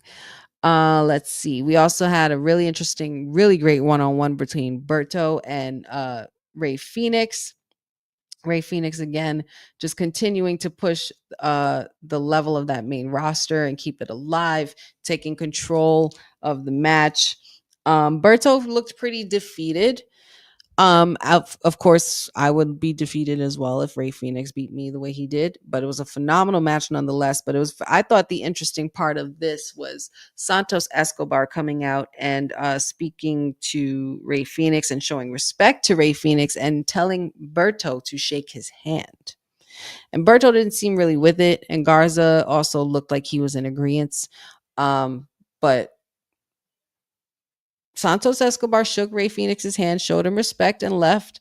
I think there was also something even more interesting that happened after that, where we saw a certain El Idolo Andrade pretty much talking to Berto about how he feels and trying to give some advice, and Berto kind of was just like, mind your motherfucking business. And so I think that's going to lead to something for next week or in the coming weeks, maybe after Mania. I'm not sure. But I thought that was interesting. But that was a really great match. Congratulations and shout outs to Ray Phoenix once again. We also had Drew McIntyre and Damian Priest with a face-off. I'm kind of glad it wasn't a typical face-off. It seemed like they had to pivot because honestly, we've been getting a lot of these face-offs lately, and they haven't really been going well. This one actually went well, and it seems that Drew McIntyre is also no longer joining the Black Pearl and the Pirate Crew with Jack Sparrow, because he is 100% medically cleared, no longer has to wear the eye patch, and all is well with him. So he's going to be facing Damian Priest next week in a Sin City street fight. So, and it looks like they're not playing no games. Let's see what else happened tonight.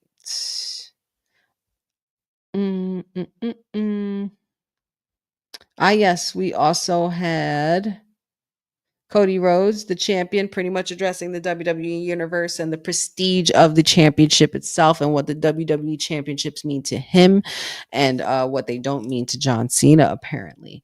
Further, of course, helping us to highly anticipate their match. Can't wait to see what happens with them two. Of course, John Cena going for the 17-time championship, and Cody Rhodes pretty much trying to break that history. Can he do it? Will he do it? Don't know, but can't wait to find out. And we know that that's going to be the main event for next Sunday. But yeah, really, really solid SmackDown. I wouldn't say that that my anticipation is all the way there yet, but I will say from earlier at on WWT Live, I did say that my excitement for WrestleMania so far is at like a 5, 6. Today might have just bumped it up to 7, like a little lucky number 7, just because there were some really interesting things that happened. Also, we had a really amazing, cool teaser vignette as well. I might have broken Ced's name earlier, but you know what? It was only that one time, and it was only because I was referencing a certain thing. I mean, y'all were the ones that kept saying it. I was just repeating what y'all were saying. But yeah, so more black, more smoke, more skulls, more candles. It just better be who I think it is. That's all I know. Let's see. Yeah, so there's so much to really look forward to. Let's just go over really quick the card because they did announce the full card for Mania.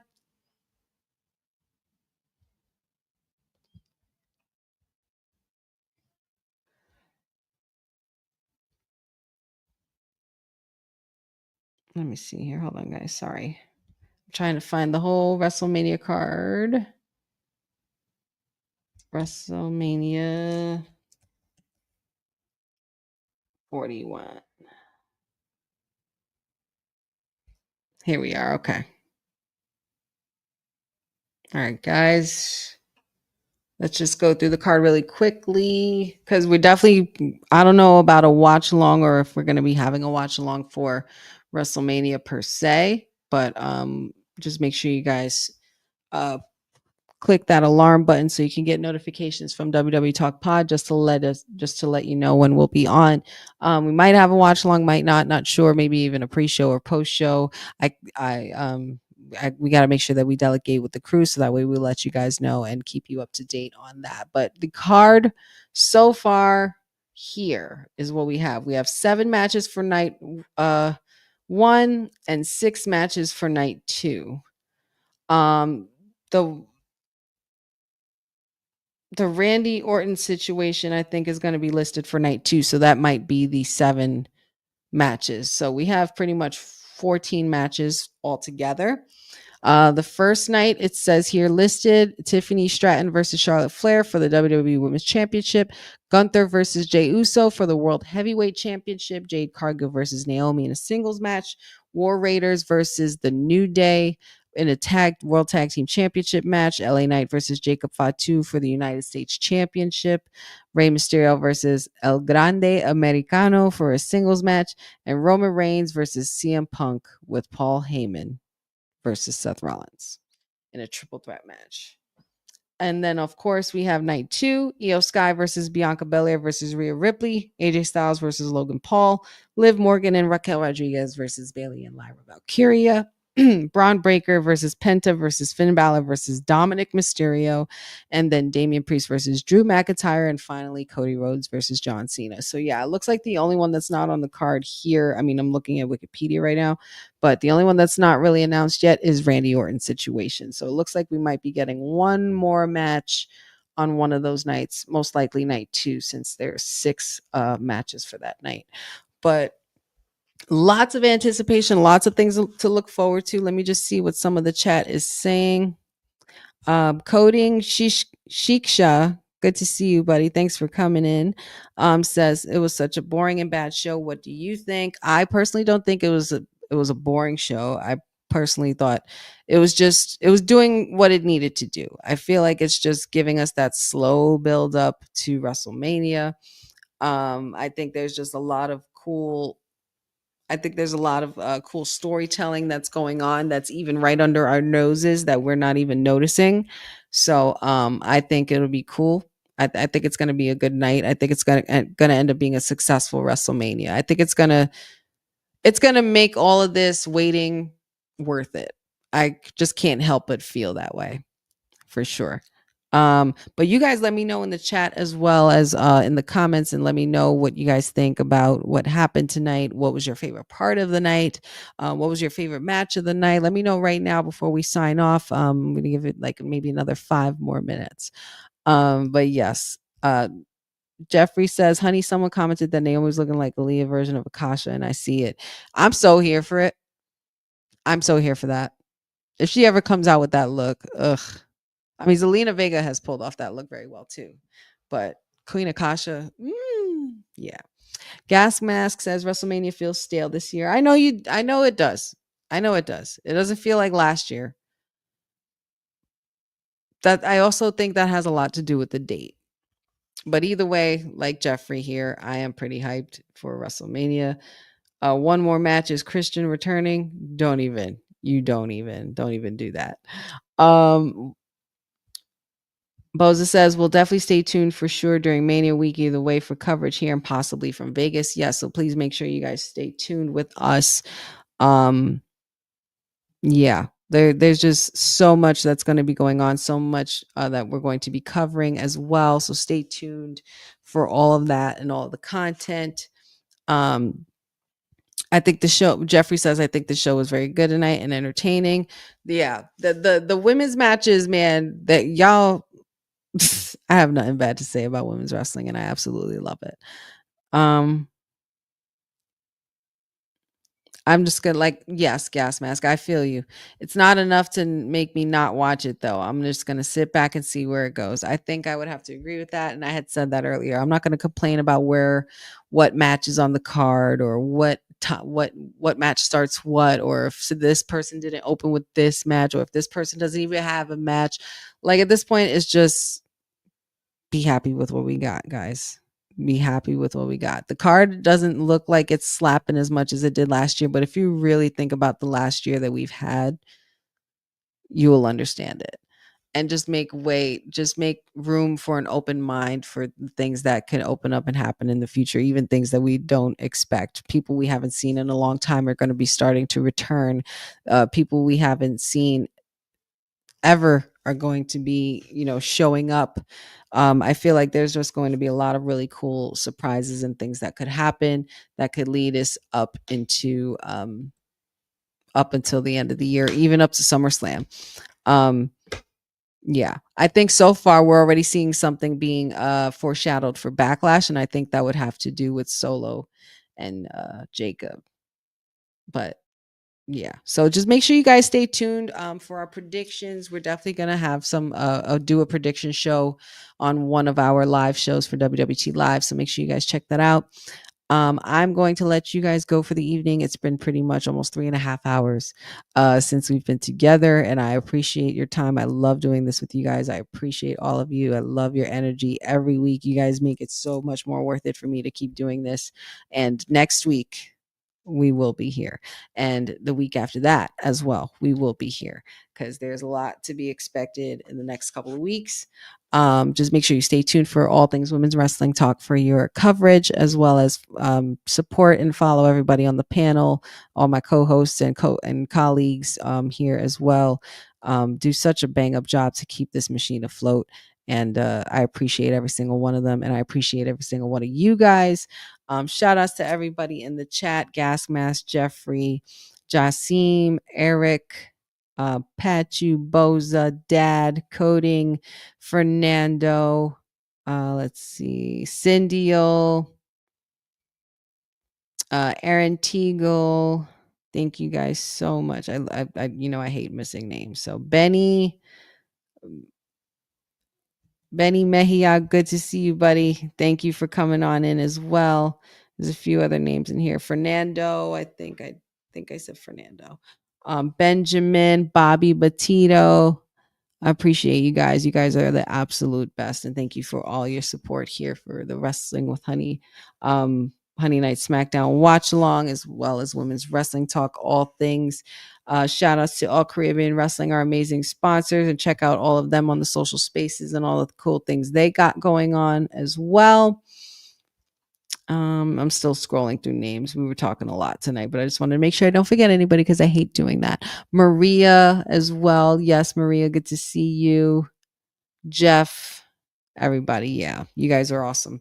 Appreciate you once again. Of course, you guys can always find me on all things Wrestling with Honey, Instagram, Facebook, TikTok, what have you. Wrestling with Honey podcast on YouTube. And you guys could follow me on the Kayfabe podcast as well. Kayfabe podcast, Instagram and Facebook. And make sure you check us out as well for the show. We got another episode coming at you this week, and it's going to be a lot of fun. We're going to be continuing our Kayfabe draft and getting into some trades next and some trending news. So I appreciate y'all. And also, let's see, what else do I have going on? I'm trying to think.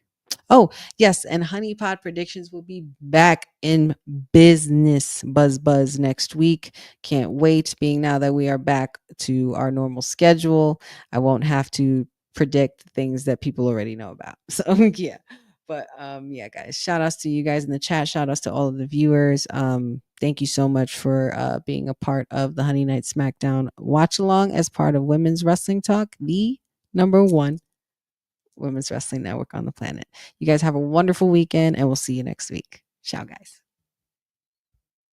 Thanks for joining WWT. Don't forget to like us on all social media platforms at WWTalkpod. Like and subscribe on all video and audio platforms, like yesterday, my G.